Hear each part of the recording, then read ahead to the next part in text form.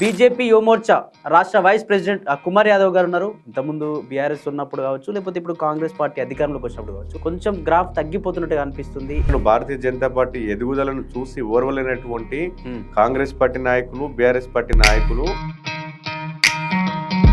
ఇక్కడ కూడా Bharatiya Janata party graph తగ్గలేదు. ఎట్లా మరి ఇప్పుడు తెలంగాణలో వచ్చే 2028 అసెంబ్లీ ఎన్నికల్లో మరి అధికారానికి హైవే రోడ్ వేయబోతుందా బీజేపీ, లేకపోతే మళ్ళీ అదే కచ్చ రోడేనా? 100% పూర్తి వ్యతిరేకత ఉన్నది. యువతలో వ్యతిరేకత ఉన్నది, మహిళల్లో వ్యతిరేకత ఉన్నది, ఇవాళ రైతుల్లో వ్యతిరేకత ఉన్నది. మాజీ సీఎం కేసీఆర్ కూతురు పార్టీ నుండి బయటకు వచ్చింది. పెద్ద ఎత్తున అక్కడ ప్రమాణం చేసి వెళ్ళిన పరిస్థితి ఎట్లా చూడొచ్చన్న? మీ అభిప్రాయం ఏందన్న ఆ కవిత విషయం? ఇవాళ నీకు తెలంగాణ ఇవాళ గుర్తుకొచ్చిందా? ఇవాళ బతుకమ్మ పేరు మీద బతుకమ్మ ఎంతో గొప్పగా ఆడుకునేటువంటి మన సంస్కృతిని పాడు చేసిన ఒక డీజే కల్చర్, ఫారెన్ కల్చర్ తీసుకుపోయి పాడు చేసిన మొత్తం మన కల్చర్ని. బీజేపీ అధికారంలోకి వచ్చినప్పటి నుంచి కూడా అదానీ అంబానీల కోసమే, అందుకే ఆదివాసులందరినీ ఖాళీ చేపించి ఖనిజ సంపదని దోచుకెళ్లే ప్రయత్నంలో భాగంగా మావోయిజాన్ని అందం చేస్తుందని చెప్పేసి సోకాల్డ్ మేధావులు అందరూ మాట్లాడుతూ ఉంటారు. భారతీయ జనతా పార్టీ అలా నక్సలైట్లను అంతం చేస్తుంది. ఎస్, 100%. కేవలం బురద జల్లేటువంటి ప్రయత్నం. భారతీయ జనతా పార్టీ ఇవాళ అదానీ అంబానీలకు ఎక్కడ కూడా కట్టుబెట్టలేదు. అమాయకులైనటువంటి గిరిజనులను పొట్టన పెట్టుకున్నటువంటి నక్సలైట్ ఇవాళ ఇన్ఫార్మర్ల నేపంతో, అంటే ఇన్ఫార్మర్ల పేరుతోటి చంపినటువంటి దుర్మార్గులు వీళ్ళు నక్సలైట్లు. ఇవాళ నక్సలైట్లు కేంద్ర ప్రభుత్వం ఇవాళ ఏర్పరిచింది. ఎందుకు వాళ్ళతో శాంతి చర్చల గురించి కాదు, ఇంకా వాళ్ళతో చర్చలు లేవు. ఈ యొక్క హిందూ దేవాలయాల మీద జరుగుతున్నటువంటి దాడులను ఇవాళ ఖండిస్తలేదు కాంగ్రెస్ పార్టీ, బీఆర్ఎస్ పార్టీ ఖండిస్తలేదు. ఇవాళ ఖండించిన వాళ్ళు అయితే వాళ్ళు కూడా దేవాలయాల దగ్గర గురించి మాట్లాడలేదు. 246 ఆల్విన్ కాలనీలో ఎట్లున్నాయి పరిస్థితులు? మరి కుమార్ యాదవ్ గారికి బీజేపీ నుంచి టికెట్ వచ్చే అవకాశం ఉందా? ఏమైనా ప్రయత్నం జరుగుతుందన్న టికెట్ కోసం ఇవ్వాలి అని చెప్పేసి ఏమైనా సంప్రదింపులు చేస్తూ ఉన్నారా, లేకపోతే అసలు ఏమైనా ఇంకేమైనా మీకంటే ఏమైనా మంచి క్యాండిడేట్ కోసం ఏమైనా చూస్తూ ఉన్నారా? నిజంగా మీకు వచ్చే పరిస్థితి ఉందా అక్కడ? ఉద్యోగుల విషయంలో కానీ ఎక్కడ చాలా కేసులు నా మీద వేసుకున్నాను. అనేక వందలాది సార్లు నేను అరెస్ట్ అయిన, అక్రమ అరెస్టులు అయిన, వందలాది సార్లు నేను జైల్లో, అంటే పోలీస్ స్టేషన్లో పోయినటువంటి పరిస్థితులు ఉన్నాయి. అనేక సార్లు నా మీద కేసులు అయినాయి, అనేక సార్లు లాఠీ చార్జీలు ఎదుర్కొన్నాను. సో నేను గత దాదాపు 15 ఏళ్ల నుంచి పార్టీలో పనిచేస్తాను. నేను ఒక సీనియర్ కార్యకర్తగా, యువమోర్చా నాయకుడిగా నాకు ఆ నమ్మకం ఉన్నది. అంటే పార్టీ అవకాశం ఇస్తానన్నటువంటి నమ్మకం ఉన్నది. నమస్తే, welcome to plus TV Telangana. తెలంగాణలో బీజేపీ యొక్క కార్యాచరణ ఏంటి? అసలు బీజేపీ గ్రాఫ్ ఎందుకో తగ్గిపోతున్నట్టుగా అనిపిస్తూ ఉంది. కార్యకర్తలు కూడా కొంచెం ఇబ్బంది పడుతున్నట్టుగా అనిపిస్తూ ఉంది. అసలు బీజేపీ ఏం చేయబోతోంది? అలాగే జిహెచ్ఎంసీ ఎలక్షన్స్ కూడా రాబోతూ ఉన్నాయి. జిహెచ్ఎంసీ ఆ పీఠాన్ని దక్కించుకొనుందా? ఇటు సంబంధించిన పూర్తి విషయాలు మాట్లాడదాం. మనతో పాటు బీజేపీ యువమోర్చా రాష్ట్ర వైస్ ప్రెసిడెంట్ కుమార్ యాదవ్ గారు ఉన్నారు. అన్ని విషయాలు మాట్లాడి తెలుసుకునే ప్రయత్నం చేద్దాం. అన్న నమస్తే. అన్న ఏంది బీజేపీ ఇంతకుముందు బీఆర్ఎస్ ఉన్నప్పుడు కావచ్చు, లేకపోతే ఇప్పుడు కాంగ్రెస్ పార్టీ అధికారంలోకి వచ్చినప్పుడు కావచ్చు, కొంచెం గ్రాఫ్ తగ్గిపోతున్నట్టుగా అనిపిస్తుంది. ప్రజల్లోకి వచ్చి కొంచెం ప్రశ్నించే తత్వం కావచ్చు, లేకపోతే ప్రజల కోసం పోరాటేటువంటి విధానం కొంచెం తగ్గిపోయినట్టుగా అనిపిస్తుంది. అసలు ఏం జరుగుతుంది బీజేపీలో? అంటే గ్రాఫ్ తగ్గట్లే. చాలా మంది ఏమనుకుంటున్నారు అంటే కేవలం కాంగ్రెస్ పార్టీ నాయకులు, బీఆర్ఎస్ పార్టీ నాయకులు, కొంతమంది బీజేపీ అంటే గిట్టినటువంటి మీడియా ఛానల్స్ మాత్రమే ఇవి ప్రచారం చేస్తున్నాయి. భారతీయ జనతా పార్టీ గ్రాఫ్ ఎక్కడ కూడా పడిపోలే. మీరు మొన్న జరిగినటువంటి సర్పంచ్ ఎలక్షన్లే దానికి సాక్ష్యం. సర్పంచ్ ఎలక్షన్లో గతంలో మనకు 160 సీట్లకే పరిమితమైనటువంటిది ఇవాళ 750 సీట్లకు పైగా ఇవాళ మనం గెలిచినాం. గతంలో పట్టణాలకే పరిమితమైనటువంటి భారతీయ జనతా పార్టీ ఇవాళ మారుమూల పల్లెల్లో, అటవీ ప్రాంతాల్లో సైతం ఇవాళ భారతీయ జనతా పార్టీ అభ్యర్థులు సర్పంచ్లుగా గెలిచిళ్ళు, వార్డు మెంబర్లుగా గెలిచిళ్ళు. అంటే మీరు ఒక్కసారి గ్రాఫ్ ఎట్లా తగ్గిపోయినట్టు ఒకసారి మీరు ఆలోచన చేయండి. ఎక్కడ కూడా భారతీయ జనతా పార్టీ గ్రాఫ్ అనేది తగ్గలేదు. కేవలం ఇవాళ కాంగ్రెస్ పార్టీ అంటే మా ఎదుగుదలను, భారతీయ జనతా పార్టీ ఎదుగుదలను చూసి ఓర్వలేనటువంటి కాంగ్రెస్ పార్టీ నాయకులు, బీఆర్ఎస్ పార్టీ నాయకులు ఇవాళ బురద జల్లేటువంటి ప్రయత్నం చేస్తున్నాయి తప్ప ఎక్కడ కూడా భారతీయ జనతా పార్టీ గ్రాఫ్ తగ్గలేదు. ఇవాళ జోరు నడుస్తుంది. ఇవాళ నిన్ననే మొన్న మాకు నూతన అధ్యక్షుడు కూడా, భారతీయ జనతా పార్టీ నూతన అధ్యక్షుడు, జాతీయ అధ్యక్షులు నితిన్ నవీన్ గారు ఎన్నికయ్యారు. యంగ్ అండ్ డైనమిక్ లీడర్, 45 సంవత్సరాల వయసు ఉన్నటువంటి వ్యక్తిని ఇవాళ భారతీయ జనతా పార్టీ జాతీయ అధ్యక్షుడు చేసింది. సో ఇవాళ ఎక్కడ కూడా గ్రాఫ్ తగ్గలేదు. గ్రామీణ ప్రాంతాల్లో ఇవాళ చాలా మంది యువత ఇవాళ భారతీయ జనతా పార్టీ పట్ల ఆకర్షితులు అవుతున్నారు, మహిళలు ఆకర్షితులు అవుతున్నారు. అంటే గతంలో సోషల్ మీడియా ట్రెండ్ లేదు కాబట్టి కొంచెం ఇబ్బందికరంగా ఉండే. ఇవాళ ప్రతి దగ్గర సోషల్ మీడియా ఉంది, అరచేతిలోనే నడుస్తుంది. ఇవాళ అరచేతిలో ఇలా ఫోన్ పెట్టుకున్నటువంటి ప్రతి ఒక్క వ్యక్తి ఇవాళ అన్ని చూస్తా ఉన్నారు. గ్రామీణ ప్రాంతాల్లో ఒకటి ఇచ్చేటువంటి నిధులు ఎవరి ఇవాళ కేంద్ర ప్రభుత్వం నిధులు పంపిస్తూ ఉన్నది. ఏదైతే వైకుంఠ ధామాలు అయితేనేమి, రైతు వేదికలు అయితేనేమి, సిసి రోడ్లు, వీధి దీపాలు, ఇవాళ ప్రతి డెవలప్మెంట్ గ్రామీణ ప్రాంతాల్లో చేసేటువంటి ప్రతి డెవలప్మెంట్ కూడా కేంద్రం చేస్తుంది, నరేంద్ర మోడీ చేస్తున్నారు అని చెప్పేసి ఇవాళ ప్రజలందరికీ తెలిసిపోయింది. అందుకే ఇవాళ ప్రజలు కూడా భారతీయ జనతా పార్టీ పట్ల ఆకర్షితులు అవుతున్నారు. దానికి సాక్ష్యమే ఇవాళ ఈ సర్పంచ్ ఎన్నికల్లో భారతీయ జనతా పార్టీ మద్దతుదారులు గెలిచినటువంటి విధానం. వార్డు మెంబర్లు గెలిచిల్లు. ఇవాళ కొంతమంది ఇండిపెండెంట్ గెలిచినటువంటి వాళ్ళు కూడా ఇవాళ బీజేపీలో జాయిన్ అవుతున్నారు. బీఆర్ఎస్ కు పోవట్లేదు, కాంగ్రెస్ అధికార పార్టీలో కూడా పోతలేరు, బీజేపీలోకి వస్తున్నారు. మీరు మొన్న కరీంనగర్లో బండి సంజయ్ నేతృత్వంలో, నిర్మల్లో మా ఏలేటి మహేశ్వర్ రెడ్డి గారి నేతృత్వంలో చాలా మంది కూడా ఇండిపెండెంట్ లో గెలిచినటువంటి వాళ్ళందరూ కూడా ఇవాళ భారతీయ జనతా పార్టీకి వస్తున్నారు. అంటే మీరు అర్థం చేసుకుంటే గ్రాఫ్ పెరిగింది. భారతీయ జనతా పార్టీ రానున్న ఎన్నికల్లో తప్పకుండా అధికారంలోకి వస్తుంది. అంటే ఇక్కడ బీజేపీ కొత్త అధ్యక్షుడు రామచంద్రరావును తీసుకొచ్చిన తర్వాత వీళ్ళు కావాలనే ఒక డమ్మీ అధ్యక్షుని ఎన్నుకున్నారు, కావాలని పెట్టుకున్నారు. అప్పటి నుంచే గ్రాఫ్ తగ్గుతున్నట్టుగా అనిపిస్తూ ఉంది అని చెప్పేసి ఇతర పార్టీ నాయకులు మాట్లాడుతూ వస్తున్నారు. నేను అదే చెప్తున్నా, ఇతర పార్టీ నాయకులకు వేరే ఆలోచన ఏం లేదు. రామచంద్రరావు గారు is a very dynamic leader. ఎందుకంటే ఆయనే అఖిల భారతీయ విద్యార్థి పరిషత్ నాయకుడిగా పనిచేసినటువంటి రోజులలోనే ఆ రోజు ఉస్మానియా యూనివర్సిటీలో రాడికల్స్ స్టూడెంట్స్ యూనియన్ కి వ్యతిరేకంగా పోరాటం చేసేళ్ళు, కమ్యూనిస్ట్ పార్టీ స్టూడెంట్ ఆర్గనైజేషన్స్ కి వ్యతిరేకంగా పోరాటం చేసేళ్ళు. ఆ రోజు నక్సల్స్ దాడులను కూడా ఎదుర్కొన్నటువంటి వ్యక్తి రామచంద్రరావు గారు. ఆయన ఎక్కడ కూడా భయపడట్లేదు.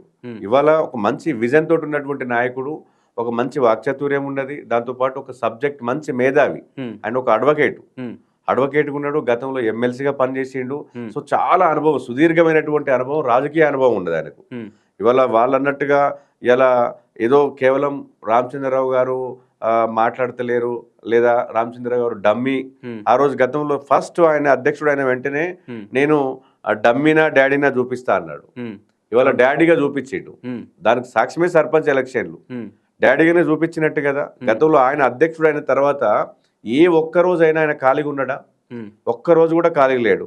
రాష్ట్ర వ్యాప్తంగా పర్యటనలు చేసిండు, ప్రతి జిల్లాలో తిరిగిండు, ప్రతి నియోజకవర్గాన్ని తట్టిండు, ప్రతి ఒక్క ప్రాంతాన్ని తట్టుకుంటూ వచ్చిండు. ఆయన ప్రతి జిల్లాలో యాత్రలు పెట్టేసుకొని జిల్లా పర్యటనలు అన్ని ముగించుకున్నాడు. ఇప్పుడు మళ్ళీ కార్పొరేషన్ ఎలక్షన్లకు కూడా, ఈ మున్సిపల్ ఎలక్షన్లకు కూడా ఇవాళ మళ్ళీ జిల్లా పర్యటనలు అన్ని చేస్తున్నాడు. కార్యకర్తలను సమాయత్తం చేస్తున్నాడు. ఎక్కడ కూడా అందరినీ కోఆర్డినేషన్ చేస్తున్నాడు. ఇవాళ పార్టీలో ఇవాళ అందరినీ కలుపుకొని ఇవాళ జాతీయ నాయకత్వాన్ని, రాష్ట్ర నాయకత్వాన్ని సమన్వయం చేసుకొని ఇవాళ ముందుకు నడుపుతున్నాడు. కానీ అది తప్పు. అది ఓన్లీ కేవలం తప్పుడు ప్రచారం తప్ప ఆయన వెరీ సమర్థుడు. భారతీయ జనతా పార్టీకి సరైనటువంటి నాయకుడు. ఇవాళ ఆయన నేతృత్వంలో ఇవాళ చాలా మంది మేధావులు జాయిన్ అవుతున్నారు. ఇవాళ నార్మల్ వ్యక్తులు జాయిన్ అవుతలేరు. ఇవాళ మేధావులు, అడ్వకేట్స్ జాయిన్ అవుతున్నారు, డాక్టర్లు జాయిన్ అవుతున్నారు, విశ్లేషకులు జాయిన్ అవుతున్నారు. చాలా మంది ఇవాళ మేధావి వర్గం అంతా ఇవాళ భారతీయ జనతా పార్టీ వైపు వస్తున్నదంటే, నిన్నగాక మొన్న 3 రోజుల క్రితం కూడా దాదాపు 200 మంది డాక్టర్లు జాయిన్ అయ్యారు. డాక్టర్లు జాయిన్ అయ్యాలంటే ఇవాళ పార్టీ ఎంత స్ట్రెంత్ అవుతుందో మీరు అర్థం చేసుకోవచ్చు. గతంలో భారతీయ జనతా పార్టీలో ఇలాంటి డాక్టర్లు, లాయర్లు అట్లాంటి వ్యక్తులు జాయిన్ కాకపోతుండే. కానీ ఇవాళ రామచంద్రన్న నాయకత్వంలో ఇవాళ మేధావి వర్గం అంతా ఇవాళ భారతీయ జనతా పార్టీ వైపు చూస్తున్నది. అంటే ఇవాళ రామచంద్రన్న నాయకత్వం ఎంత సమర్థవంతంగా ఉన్నదో మీరు అర్థం చేసుకోవచ్చు. సరే, ఇక్కడ మీరు బీజేపీ గ్రాఫ్ పెరుగుతోంది, పక్క పార్టీ వాళ్ళ కావాలనే బురద జల్లే ప్రయత్నం జరుగుతుందని చెప్పి మాట్లాడుతున్నారు. కానీ ఇక్కడ జూబ్లీహిల్స్ ఉప ఎన్నికల విషయానికి వస్తే గత 2023లో చూసుకున్నట్టయితే ఒక 26,000 చిల్లర ఓట్లు వచ్చినాయి మీకు.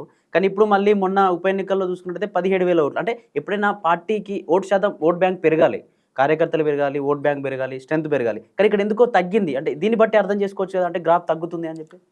ఒక్కొక్క ఎన్నికకి ఇంకో ఎన్నికకి పొంతన ఉండదు. ఎందుకంటే అది బై ఎలక్షన్, ఉప ఎన్నిక. జూబ్లీహిల్స్ లో జరిగినటువంటిది ఉప ఎన్నిక. ఉప ఎన్నికలో అక్కడ బీఆర్ఎస్ పార్టీ నాయకుడు ఆయన గోపీనాథ్ చనిపోయిన తర్వాత జరిగినటువంటి ఉప ఎన్నిక. ఎంతో కొంత వాళ్ళకి సానుభూతి ఉంటుంది బీఆర్ఎస్ పార్టీకి. దానితో పాటు ఇక్కడ అధికార పార్టీ కాంగ్రెస్ పార్టీ కాబట్టి ప్రజలు ఆలోచనలో పడతారు. ఎందుకంటే అధికార పార్టీ ఉన్నది కాబట్టి తప్పకుండా అధికార పార్టీకి ఎంతో కొంత మెరుగుంటుంది. దాంతోపాటు అక్కడ సిట్టింగ్ ఎమ్మెల్యే కాబట్టి బీఆర్ఎస్కి మెరుగుంటుంది. భారతీయ జనతా పార్టీ కాడికి వచ్చేసరికి ఆలోచన చేస్తారు. ఎందుకంటే మనం ఇప్పుడు వేయొచ్చా, వేయకూడదా, ఇప్పుడు వేసినా కూడా మనకి ఏమైనా ఫలితం ఉంటుందా ఉండదా అన్న కోణంలో ప్రజలందరూ ఆలోచన చేస్తారు. దాంతో పాటు అక్కడ కాంగ్రెస్ పార్టీ ప్రజల్ని మభ్యపెట్టింది, ప్రజల్ని భయభ్రాంతులకు గురి చేసింది. అక్కడ ఉన్నటువంటి ఎంఐఎం పార్టీకి సంబంధించినటువంటి నాయకులను సమన్వయం చేసుకొని ప్రతి దగ్గర కూడా ప్రజల్ని భయపెట్టింది. మీరు ఓటేసి గెలిపించకపోతే మీకు రావాల్సినటువంటి పథకాలు రావు, మీకు రావాల్సినటువంటి మీకు పెన్షన్స్ కట్ అయిపోతాయి, మీకు ఇందిరమ్మ ఇండ్ల నిర్మాణం ఉండదు. సో ఇట్లా ప్రజల్ని భయభ్రాంతులకు గురి చేసి ఇవాళ దాదాపు ఒక్కొక్క ఓటుకి 6,000 రూపాయలు, 4,500 నుండి మొదలుకొని 6,000 రూపాయలకు ఒక్కొక్క ఓటుకి ఇచ్చి కొన్నది కాంగ్రెస్ పార్టీ. సేమ్ అదే తరహాలో బీఆర్ఎస్ పార్టీ కూడా ఓటుకు నోటు డబ్బులు వంచి ఓట్లు కొనుక్కున్నారు. కానీ భారతీయ జనతా పార్టీకి వచ్చినటువంటి ఓట్లు స్వచ్ఛందంగా వచ్చినటువంటి ఓట్లు. మేము ఎవరిని భయభ్రాంతులకు గురి చేయలే, మేము ఎవరిని ఇబ్బంది పెట్టలేదు. దాంతోపాటు మేము స్వచ్ఛందంగా ప్రజల్ని మేము రిక్వెస్ట్ చేసినాం, మీరు అవకాశం ఇవ్వండి, భారతీయ జనతా పార్టీకి అవకాశం ఇస్తే కేంద్రం నుండి నిధులు తీసుకొచ్చి మీ డివిజన్ అంటే కాన్స్టిట్యున్సీని అభివృద్ధి చేస్తామన్నటువంటి ఒక రిక్వెస్ట్ గా మేము ప్రజలందరితో మాట్లాడినాం తప్ప ఎక్కడ కూడా భయభ్రాంతులకు గురి చేయలే. మీరు చూడొచ్చు జూబ్లీ హిల్స్ ఎన్నికల్లో ఎంత రేవంత్ రెడ్డి గారు ఒక రాష్ట్ర ముఖ్యమంత్రి స్వయంగా 7 సభలు పెట్టిండు. అవును, అది ఎంతవరకు కరెక్ట్ చెప్పండి? ఒక ఉప ఎన్నిక కోసము ఇలా కోట్ల డబ్బులు వెచ్చించి నువ్వు ఒక రాష్ట్ర ముఖ్యమంత్రి 7 సార్లు నువ్వు వాడ ఉప ఎన్నికకు పోయినావు అంటే అర్థం ఏంటిది? అంటే ఇవాళ మీరు ఎటువైపు అంటే ప్రజల డెవలప్మెంట్, నిజంగా నువ్వు డెవలప్మెంట్ చేసినటువంటి వ్యక్తివైతే నువ్వు ఒక ముఖ్యమంత్రి స్థాయిలో 7 సార్లు అక్కడికి వెళ్ళాల్సినటువంటి అవసరం ఏముంది? ఒకసారి అర్థం చేసుకో. అంటే అల్టిమేట్ గా ఆ ఎన్నిక మేము ఎట్టి పరిస్థితుల్లో గెలవాలి, ప్రజల్ని భయభ్రాంతులకు గురి చేయాలి, మేము వాళ్ళని బెదిరియాలి, వాళ్ళకు డబ్బులు పంచి మేము గెలవాలన్నటువంటి ఆలోచనతోటి ముఖ్యమంత్రి 7 సార్లు పోయినాడికి. వాళ్ళ మంత్రులు డివిజన్లో ఉన్నటువంటి 4 బూతులు 5 బూతులు పంచుకొని అక్కడ ప్రజల్ని ఇబ్బంది పెట్టిళ్ళు. బూతులు పంచుకొని వాళ్ళు రాష్ట్ర వ్యాప్తంగా దాదాపు 119 నియోజకవర్గాలు, దాదాపు 119 నియోజకవర్గాల్లో జరిగేటువంటి ఒక్క ఉప ఎన్నికకు 118 నియోజకవర్గాలను వదిలిపెట్టి మంత్రులు, వాళ్ళ ఎమ్మెల్యేలు, వాళ్ళ ముఖ్యమంత్రితో సహా వాళ్ళ టోటల్ వాళ్ళ అధికార యంత్రాంగం అంతా కూడా ఆ జూబ్లీ హిల్స్ ఉప ఎన్నిక మీద కూర్చొని ప్రజల్ని మభ్యపెట్టి మరి ఉప ఎన్నిక గెలిచిళ్ళు. అది ఎట్లా విజయం అవుతుంది? అది నేను అంటున్నా, నైతికంగా ఆడ భారతీయ జనతా పార్టీ విజయం సాధించింది. ఎందుకంటే స్వచ్ఛందంగా 17,000 ఓట్లు రాబట్టగలిగినాం. మనం ఎవరికి రూపాయి పంచలేదు మేము. సో అక్కడ మీరు అర్థం చేసుకోవచ్చు. కాబట్టి ఎక్కడ కూడా భారతీయ జనతా పార్టీ గ్రాఫ్ అనేది తగ్గలేదు. జూబ్లీ హిల్స్ లో కూడా మనం మెరుగ్గానే ఉన్నాం. నైతికంగా మనం విజయం సాధించినాం. ఎవరికి రూపాయి ఇవ్వలేదు మనం. సో అంటే మీరు అర్థం చేసుకోండి. అంటే ఇక్కడ బీజేపీ ఓడిపోవడానికి కారణం కూడా కొంచెం బండి సంజయ్ వ్యాఖ్యలే అంటూ కూడా కొంచెం వినిపిస్తూ ఉంది ఈ మధ్య. ఎందుకంటే ఇక్కడ మైనార్టీ ఓటు శాతం ఎక్కువ ఉంటుంది కాబట్టి ఓన్లీ హిందువులే మాకు ఓటేయండి, మొలదారు ఉన్న వాళ్ళు మా వాళ్ళు కాదు అని ఇటువంటి వ్యాఖ్యల వల్ల కూడా కొంచెం మైనార్టీలు ఆ కోపానికి లోనే కూడా బీజేపీకి ఓటేసే వాళ్ళు కూడా వేయలేకపోయారు. కొంచెం బండి సంజయ్ వాళ్ళు కూడా మైనస్ జరిగింది అని చెప్పేసి కూడా చాలా వార్తల్లో కూడా వచ్చిన పరిస్థితి. దీంట్లో చూస్తారా నిజమే? బండి సంజయ్ గారు ఆయనే ఎక్కడ ముస్లింలను కించపరచలే. ఆడేమన్నారంటే దాదాపు 1,00,000 ఓట్లు మైనారిటీ ఓట్లు వెళ్ళిపోయినా కూడా 3 లక్షల ఓట్లు హిందువులే ఉన్నాయి. హిందువుల ఓట్లు భారతీయ జనతా పార్టీకి వేయండి. రేపు భవిష్యత్తులో అంటే మనం హిందువులందరము ఏకతాటి మీద ఉండాల్సినటువంటి అవసరం ఉన్నది. లేకపోతే హిందువుల మీద దాడులు జరుగుతాయి. ఈ కాంగ్రెస్ పార్టీ హిందూ వ్యతిరేక పార్టీ ఎంఐఎం తోటి చేతులు కలిపింది, మనల్ని ఇబ్బంది పెడుతుంది అన్న కోణంలో బండి సంజయ్ గారు మాట్లాడారు. సో ఎక్కడ కూడా ముస్లింలకు వ్యతిరేకంగా మాట్లాడలేదు. మన హిందువులందరం కలిసి బీజేపీని గెలిపించాలన్నాడు తప్ప ఎక్కడ కూడా అది మాట్లాడలేదు. బండి సంజయ్ వ్యాఖ్యలకు అక్కడ ఏం సంబంధం లేదు. బండి సంజయ్ గారు ఎవరిని కించపరిచినట్టు కానీ ఎవరిని ప్రజల్ని ఇబ్బంది పెట్టినట్టు ఎక్కడ మాట్లాడలేదు. మనము ఇక్కడ అంటే భాగ్యనగరు మరొక ఇస్లామిక్ రాజ్యంగా మారబోతుంది. సో మనమంతా హిందువులందరూ ఒక తాటి మీద ఉండాలి అని చెప్పేసి ఒక మెసేజ్ పాస్ చేసేయండి తప్ప ఎక్కడ కూడా ఎంఐఎంకు వ్యతిరేకంగా మాట్లాడిండు, అసదుద్దీన్ ఓవైసీకి వ్యతిరేకంగా మాట్లాడిండు, అక్బరుద్దీన్ ఓవైసీకి వ్యతిరేకంగా మాట్లాడిండు. సో వాళ్ళకి వ్యతిరేకంగా మాట్లాడిన తప్ప ప్రజలకు వ్యతిరేకంగా మాట్లాడలేదు. కాబట్టి ప్రజలందరూ ఆలోచన చేస్తారు. బండి సంజయ్ గారు మాట్లాడినటువంటి వాటల్లో వాస్తవమా కాదా అన్నటువంటి ఆలోచనలో వాస్తవమే కదా. మనం హిందువులో మరి 3 లక్షల ఓట్లు ఉన్నాయి అక్కడ హిందువులై, మన హిందువులై మనకు ఓట్లు వేసుకుంటే సరిపోతాయి అన్నాడు. మన ఓట్లు మన నాయకుడికి వేస్తే మనం గెలుస్తామన్నారు. కానీ ఓకే, ప్రజలు అంతిమంగా తీర్పును గౌరవించాల్సినటువంటి అవసరం ఉంటుంది. ఎందుకంటే ప్రజలు అక్కడ ఇబ్బందులు పెట్టిళ్ళు, ప్రజలకు ఇచ్చేటువంటి గవర్నమెంట్ స్కీమ్స్ ఏదైతే రావు అని చెప్పేసి ప్రజలు భయపడ్డారు. దాంతోపాటు డెవలప్మెంట్ ఇక్కడ ముఖ్యమంత్రి గారు ఇక్కడే ఉన్నారు కాబట్టి అధికార పార్టీ ఉన్నది, సెక్రటరియట్ పక్కనే ఉంటుంది, రేపు పొద్దున మాకు ఏదైనా డెవలప్మెంట్ చేస్తారన్నటువంటి ఒక చిన్న ఆశతోటి ప్రజలు ఓటేసి వాళ్ళకి తప్ప ఏదో ప్రజలు వాళ్ళ మీద ప్రేమ ఉండో లేదా వాళ్ళకి కంపల్సరీ వేయాలన్నటువంటి ఆలోచనతో వేయలేదు. సో వాళ్ళ గురించి తెలుసు, అక్కడ వ్యక్తి కాంగ్రెస్ పార్టీ వ్యక్తి గురించి తెలుసు, కాంగ్రెస్ పార్టీ గురించి తెలుసు. ఆయన గతంలో ఎంఐఎం పార్టీ నుంచి కూడా పోటీ చేసిండు. సో ప్రజలు అవన్నీ విషయాలు చూసి, కానీ ఒకటి ఏంటంటే డెవలప్మెంట్ చేస్తారేమో అన్నటువంటి ఆలోచనతో. ఎందుకంటే అక్కడ రోడ్ల పరిస్థితి అధ్వాన్నంగా మారింది, భయంకరంగా ఉన్నాయి అక్కడ రోడ్లన్నీ. డ్రైనేజ్ వ్యవస్థ పూర్తిగా పాడైపోయింది. సో ఆడ మంచినీటి వ్యవస్థ సరిగ్గా లేదు, చిన్న చిన్న ఇరుకు గల్లీలు ఉన్నాయి, స్ట్రీట్ లైట్లకు సంబంధించినటువంటి కరెంట్ పోల్ వ్యవస్థ కూడా సరిగ్గా లేదు. సో అవన్నీ సమస్యలు మేము పరిష్కరిస్తామని చెప్పేసి రేవంత్ రెడ్డి గారు స్వయంగా అక్కడికి 7 సభలు పెట్టి హామీలు ఇవ్వడం ప్రజల్లో ఒక ఆలోచనకి వెళ్ళిపోయింది. సో అధికార పార్టీ కాబట్టి చేస్తారన్నటువంటిది కామన్గా ఎక్కడైనా కూడా అధికార పార్టీకి ఎంతో కొంత వాళ్ళకి మెరుగుంటుంది.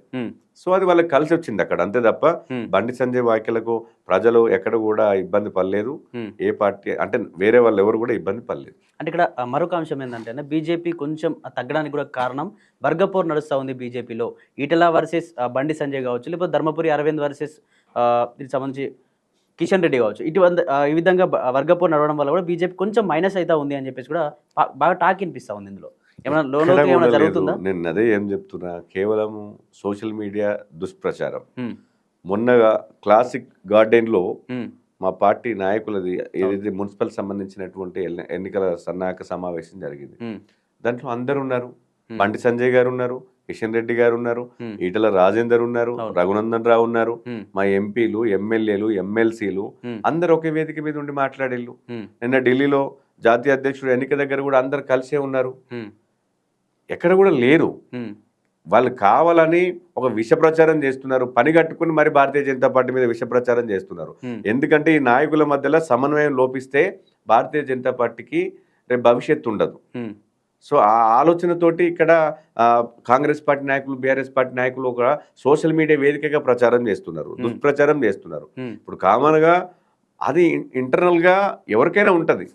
ఇప్పుడు కాంగ్రెస్ పార్టీలో లేవా అంతర్గత సమస్యలు, బీఆర్ఎస్ పార్టీలో లేవా అంతర్గత సమస్యలు, మా పార్టీలో కూడా ఎంతో కొంత ఉంటాయి అంతర్గత సమస్యలు అనేటువంటిది. ఇప్పుడు ఒక అంశము నీకు నచ్చచ్చు, నాకు నచ్చకపోవచ్చు. కాబట్టి ఈ మధ్యలో మనకు ఏదైతే ఇంట్లో పుట్టినటువంటి సొంత కుటుంబంలోనే అన్నదమ్ముల మధ్యలోనే ఎంతో కొంత వైరుధ్యం ఉంటుంది. కాబట్టి దాన్ని పెద్దగా భూతద్దం చూడాల్సినటువంటి అవసరం లేదు. సో వ్యక్తిగత అభిప్రాయాల సేకరణ వచ్చినప్పుడు సో వ్యక్తిగత అభిప్రాయం మీద కొన్ని అక్కడక్కడ పొరపచ్చాలు జరుగుతాయి. అయినంత మాత్రాన పార్టీలో వర్గాలు ఏర్పడినట్టు కాదు కదా. పార్టీ అందరూ ఒక వేదిక మీద ఉండే మాట్లాడతారు. ఎగ్జాంపుల్ మొన్న క్లాసిక్ గార్డెన్ జరిగినటువంటి వేదిక మీద అందరు మాట్లాడి, భారతీయ జనతా పార్టీ నాయకులు అందరు ఉన్నారు అక్కడ, మా ఎంపీలు, ఎమ్మెల్యేలు అందరు ఉన్నారు. అందరు కూడా ఒకటే స్లోగన్ ఇచ్చిళ్ళు, మనం మున్సిపల్ ఎన్నికల్లో మనం మెజార్టీ సాధించాలి అని చెప్పి. అంటే అర్థమైంది మేము కలిసి ఉన్నట్టే కదా, ఎక్కడ కూడా నాయకుల సమన్వయం లేదు కదా, కేవలం దుష్ప్రచారం మాత్రమే అది. అంటే ఇక్కడ బీజేపీలో ఉన్నటువంటి 8 మంది ఎంపీలు కూడా సరిగా పని చేయట్లేదు అని చెప్పేసి మోడీ పిలిపించుకొని మరి అక్కడ క్లాస్ బేకిండు అని చెప్పి కూడా బాగా సర్కిల్ అయింది వార్తల్లో. మీకంటే Owaisi better, Owaisi social media బాగా వాడుకుంటాను, కానీ మీరు ఎందుకు వాడుకోవట్లేదు, మీరు చేసిన పనిని ఎందుకు ప్రజలకు చెప్పుకోలేకపోతున్నారని చెప్పి క్లాస్ బేకినట్టుగా కూడా బాగా వచ్చింది. నిజమేనా? ఇప్పుడు అక్కడ నరేంద్ర మోడీ గారు మాట్లాడినప్పుడు ఎవరైనా కాంగ్రెస్ పార్టీలు ఉన్నారా అక్కడ, బీఆర్ఎస్ పార్టీలు ఉన్నారా అక్కడ? ఎవరు లేరు కదా. ఉన్నది మా ఎంపీలే ఉన్నారు. మా ఎంపీలతోటి మా నరేంద్ర మోడీ గారు మాట్లాడతారు. అది మా అంతర్గతంగా కొన్ని విషయాలు మాట్లాడుకుంటాం. సో 100% ఇప్పుడు మా నాయకులు మా మీటింగ్ జరిగినప్పుడు తప్పకుండా మా నాయకుడు మమ్మల్ని ఉద్దేశించి మాట్లాడతారు. మనం ఇంకా ముందు పోవాలి, మెరుగ్గా పోవాలి, సోషల్ మీడియా వాడుకోవాలి, మనం ఇంకా వాళ్ళకన్నా భిన్నంగా ఉండాలి అని చెప్పేసి తప్పకుండా మాట్లాడతారు. మాట్లాడినంత మాత్రాన మోడీ వీళ్ళను ప్రశ్నించినట్టు, తిట్టినట్టు, లేకపోతే కోపమైనట్టు ఎక్కడ ఉంటుంది? అది కామన్గా అంతర్గతంగా అన్ని విషయాలు మాట్లాడుకుంటాం కదా. సో అది వేరు కదా, దుష్ప్రచారం మాత్రమే. ఎక్కడ కూడా నరేంద్ర మోడీ మమ్మల్ని ఏం తిట్టలేదు, మా పార్టీ ఎంపీలని కూడా ఎక్కడ కూడా ఏం అనలేదు. ఇవాళ మా పార్లమెంటు ఎవరైతే మా ఎంపీలు 8 మంది ఎంపీలు ఉన్నారో ఆయా పార్లమెంటు పరిధిలో ఇవాళ చాలా అద్భుతమైనటువంటి డెవలప్మెంట్ కేంద్రం నిధులు తీసుకొస్తున్నారు. మీరు మొన్న మహబూబ్ నగర్లో జరిగినటువంటిది ఏదైతే ఈ రేవంత్ రెడ్డి గారు అక్కడ ప్రజాపాలన ఒకటి సభ పెట్టిళ్ళు, ఏదైతే అభివృద్ధి కార్యక్రమాలలో శంకుస్థాపనలకు ఒక సభ పెట్టిల్లు. అవును. అటు మా డికే అరుణమ్మ గారు కూడా ఆ వేదిక మీద అందరు కాంగ్రెస్ పార్టీ మంత్రులు ఉన్నారు, అధికార యంత్రాంగం మొత్తం ఉన్నది. దాంట్లో మా పార్లమెంట్ సభ్యురాలు డికే అరుణమ్మ కూడా స్పష్టంగా మాట్లాడింది. ఇవాళ కేంద్రం నుంచి వెళ్ళి ఇన్ని నిధులు మహబూబ్నగర్ పార్లమెంట్కి వచ్చినాయి, ఈ జిల్లాను అభివృద్ధి చేయడమే మా లక్ష్యము, కాబట్టి మేము రాష్ట్ర ప్రభుత్వంతో సమన్వయం చేసుకొని తప్పకుండా ఈ జిల్లాను అభివృద్ధి చేస్తాము, నా పార్లమెంటు పరిధిలో ఉన్నటువంటిది ప్రతి దగ్గర కూడా మేము అభివృద్ధి చేస్తామని చెప్పింది. అయ్యాల కేంద్రం నుంచి వచ్చినటువంటి నిధులు గణాంకాలతో సహా చెప్పింది.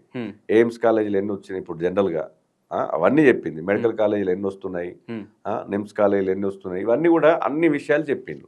ఐఐఎంలు ఎన్ని వచ్చినాయి, ఐఐటీలు ఎన్ని వస్తున్నాయి. ఇవాళ మహబూబ్ నగర్ కూడా ఐఐఎం అడుగుతున్నారు, ఐఐటి అడుగుతున్నారు.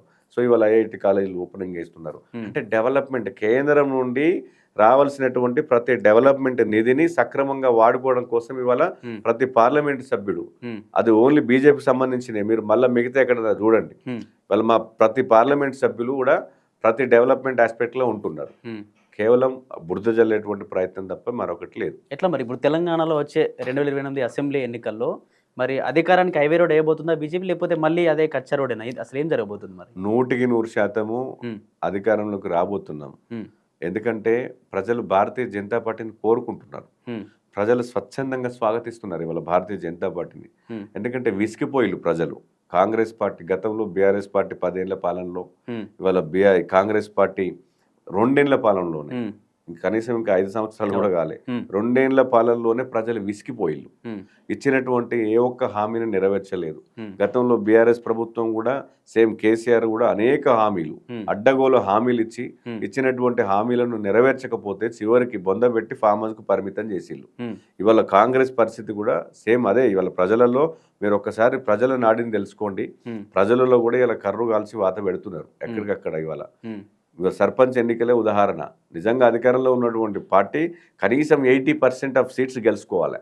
అధికారంలో ఉన్నటువంటి పార్టీ కనీసం ఇవాళ 50% కూడా ఇలా కాంగ్రెస్ పార్టీ దాటలేదు. అంటే ఇవాళ మనం అర్థం చేసుకోవచ్చు అంటే ప్రజల్లో ఎంత వ్యతిరేకత ఉన్నది అని చెప్పి.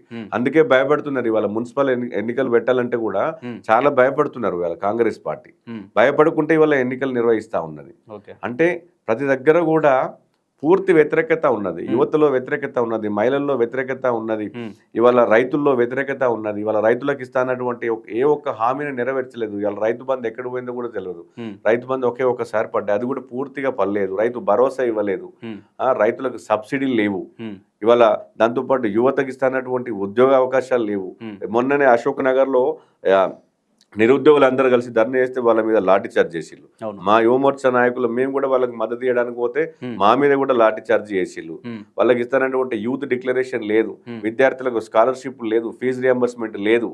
ఇవాళ పెన్షన్స్ కూడా ఏమన్నారు, రాగానే పెన్షన్ ఇవాళ ముసలిళ్ళ పెన్షన్స్ దాదాపు 4,000 చేస్తా అని చెప్పిండు. ఇవాళ 4,000 చేసినా ఎక్కడ కూడా చేయలేదు. ఇవాళ మహిళలకు ఇస్తానటువంటి స్కూటీలు ఎక్కడ పోయినాయి, 2,500 గృహిణీలకి ఇస్తానటువంటి ఎక్కడ పోయినాయి, ఇవాళ 2,500 ఇవాళ మహిళలందరూ అడుగుతా ఉన్నారు. ఇవాళ కేవలం ఏదో శారీ, ఇందిరమ్మ శారీ అని ఒకటి శారీ తీసుకొచ్చి చీరలు. ఇవాళ నేను అంటే ఏడు చూస్తున్నంటే జనాలు ఒకే చీరను ఒక మహిళ ఎన్నిసార్లు కట్టుకోగలుగుతుంది? సంవత్సరం తరబడైతే కట్టుకోదు కదా. ఇవాళ ఎందుకు ఇవాళ దాని మీద అంత ప్రచారం చేస్తున్నారు? నువ్వు ఇచ్చినటువంటిది ఒక్క చీర ఇచ్చి ఇవాళ ప్రజల్ని మభ్య పెడుతున్నారు మహిళలందరినీ. ఇవాళ ఒక చీర సంవత్సరాల తరబడైతే కట్టుకోదు కదా. ఒక చీర గట్టిగా ఒక 5-6 సార్లు కట్టుకుంటుంది, 10 సార్లు కట్టుకుంటారు జనరల్గా అయితే. ఇవాళ దాని మీద ప్రచారం చేస్తున్నారు. ఇవాళ కాంగ్రెస్ పార్టీ ఇవాళ దాదాపు ఇవాళ 50 లక్షల చీరలు పంచినాం, ఇంకా 1 కోటి మందికి చీరలు పంచుతాము, ఈ రాష్ట్రంలో ఉన్నటువంటి ప్రతి మహిళకు చీర ఇస్తాము. చీరతోటే వాళ్ళు సంవత్సరాల కాలం పాటు బతుకుతారా? వాళ్ళకి ఏం కావాలి? మహిళలకు నువ్వు అభివృద్ధి అంటే ఏ విధమైనటువంటి అభివృద్ధి కావాలి? ఇవాళ మహిళా సంఘాలకు రుణాలు లేవు. మహిళా సంఘాలకు రుణాలు ఇచ్చినట్టు చెక్కు రిలీజ్ చేసిండు. చెక్కు ఓన్లీ రిలీజ్ వరకే, కానీ అది వాళ్ళ ప్రజల అకౌంట్లు పడాలి కదా. మహిళల అకౌంట్లకు పోయినప్పుడు కదా డబ్బులు పడేది. కాబట్టి వాళ్ళ ప్రతి దగ్గర మహిళలు కూడా సంతృప్తి లేరు. సో రైతులు సంతృప్తి లేరు, యువత సంతృప్తి లేదు, నిరుద్యోగులు సంతృప్తిగా లేరు. ఇవాళ విద్యార్థులు సంతృప్తిగా లేరు. ఇక్కడ ప్రభుత్వ ఉద్యోగులు నిరుద్యోగులు అనే అంశం వచ్చినప్పుడన్నా నిరుద్యోగులకు కూడా బీజేపీ హామీ ఇచ్చింది, సంవత్సరానికి 2 కోట్ల ఉద్యోగాలు ఇస్తాను కూడా చెప్పింది. కానీ ఇప్పటికీ 12 సంవత్సరాలు గడుస్తూ ఉంది, కానీ దాదాపు 24 కోట్ల ఉద్యోగాలు కూడా వచ్చే పరిస్థితి. నిరుద్యోగులు మాట్లాడుతూ ఉన్నారు బీజేపీ కూడా ఉద్యోగాలు ఇవ్వాలి, కానీ వాళ్ళే వచ్చి మళ్ళీ చిక్కడపల్లిలో వాళ్ళే ప్రొటెస్ట్ చేయడం ఏంది, మాకు సపోర్ట్ మీరు చెప్పి అంటే ఒక్కసారి కేంద్ర ప్రభుత్వ సంస్థలు అంటే వెబ్సైట్లు చూడండి, కేంద్ర ప్రభుత్వ వెబ్సైట్లు చూడండి, చూసిన తర్వాత చెప్పండి ఎన్ని ఉద్యోగాల అవకాశాలు ఇస్తున్నారు.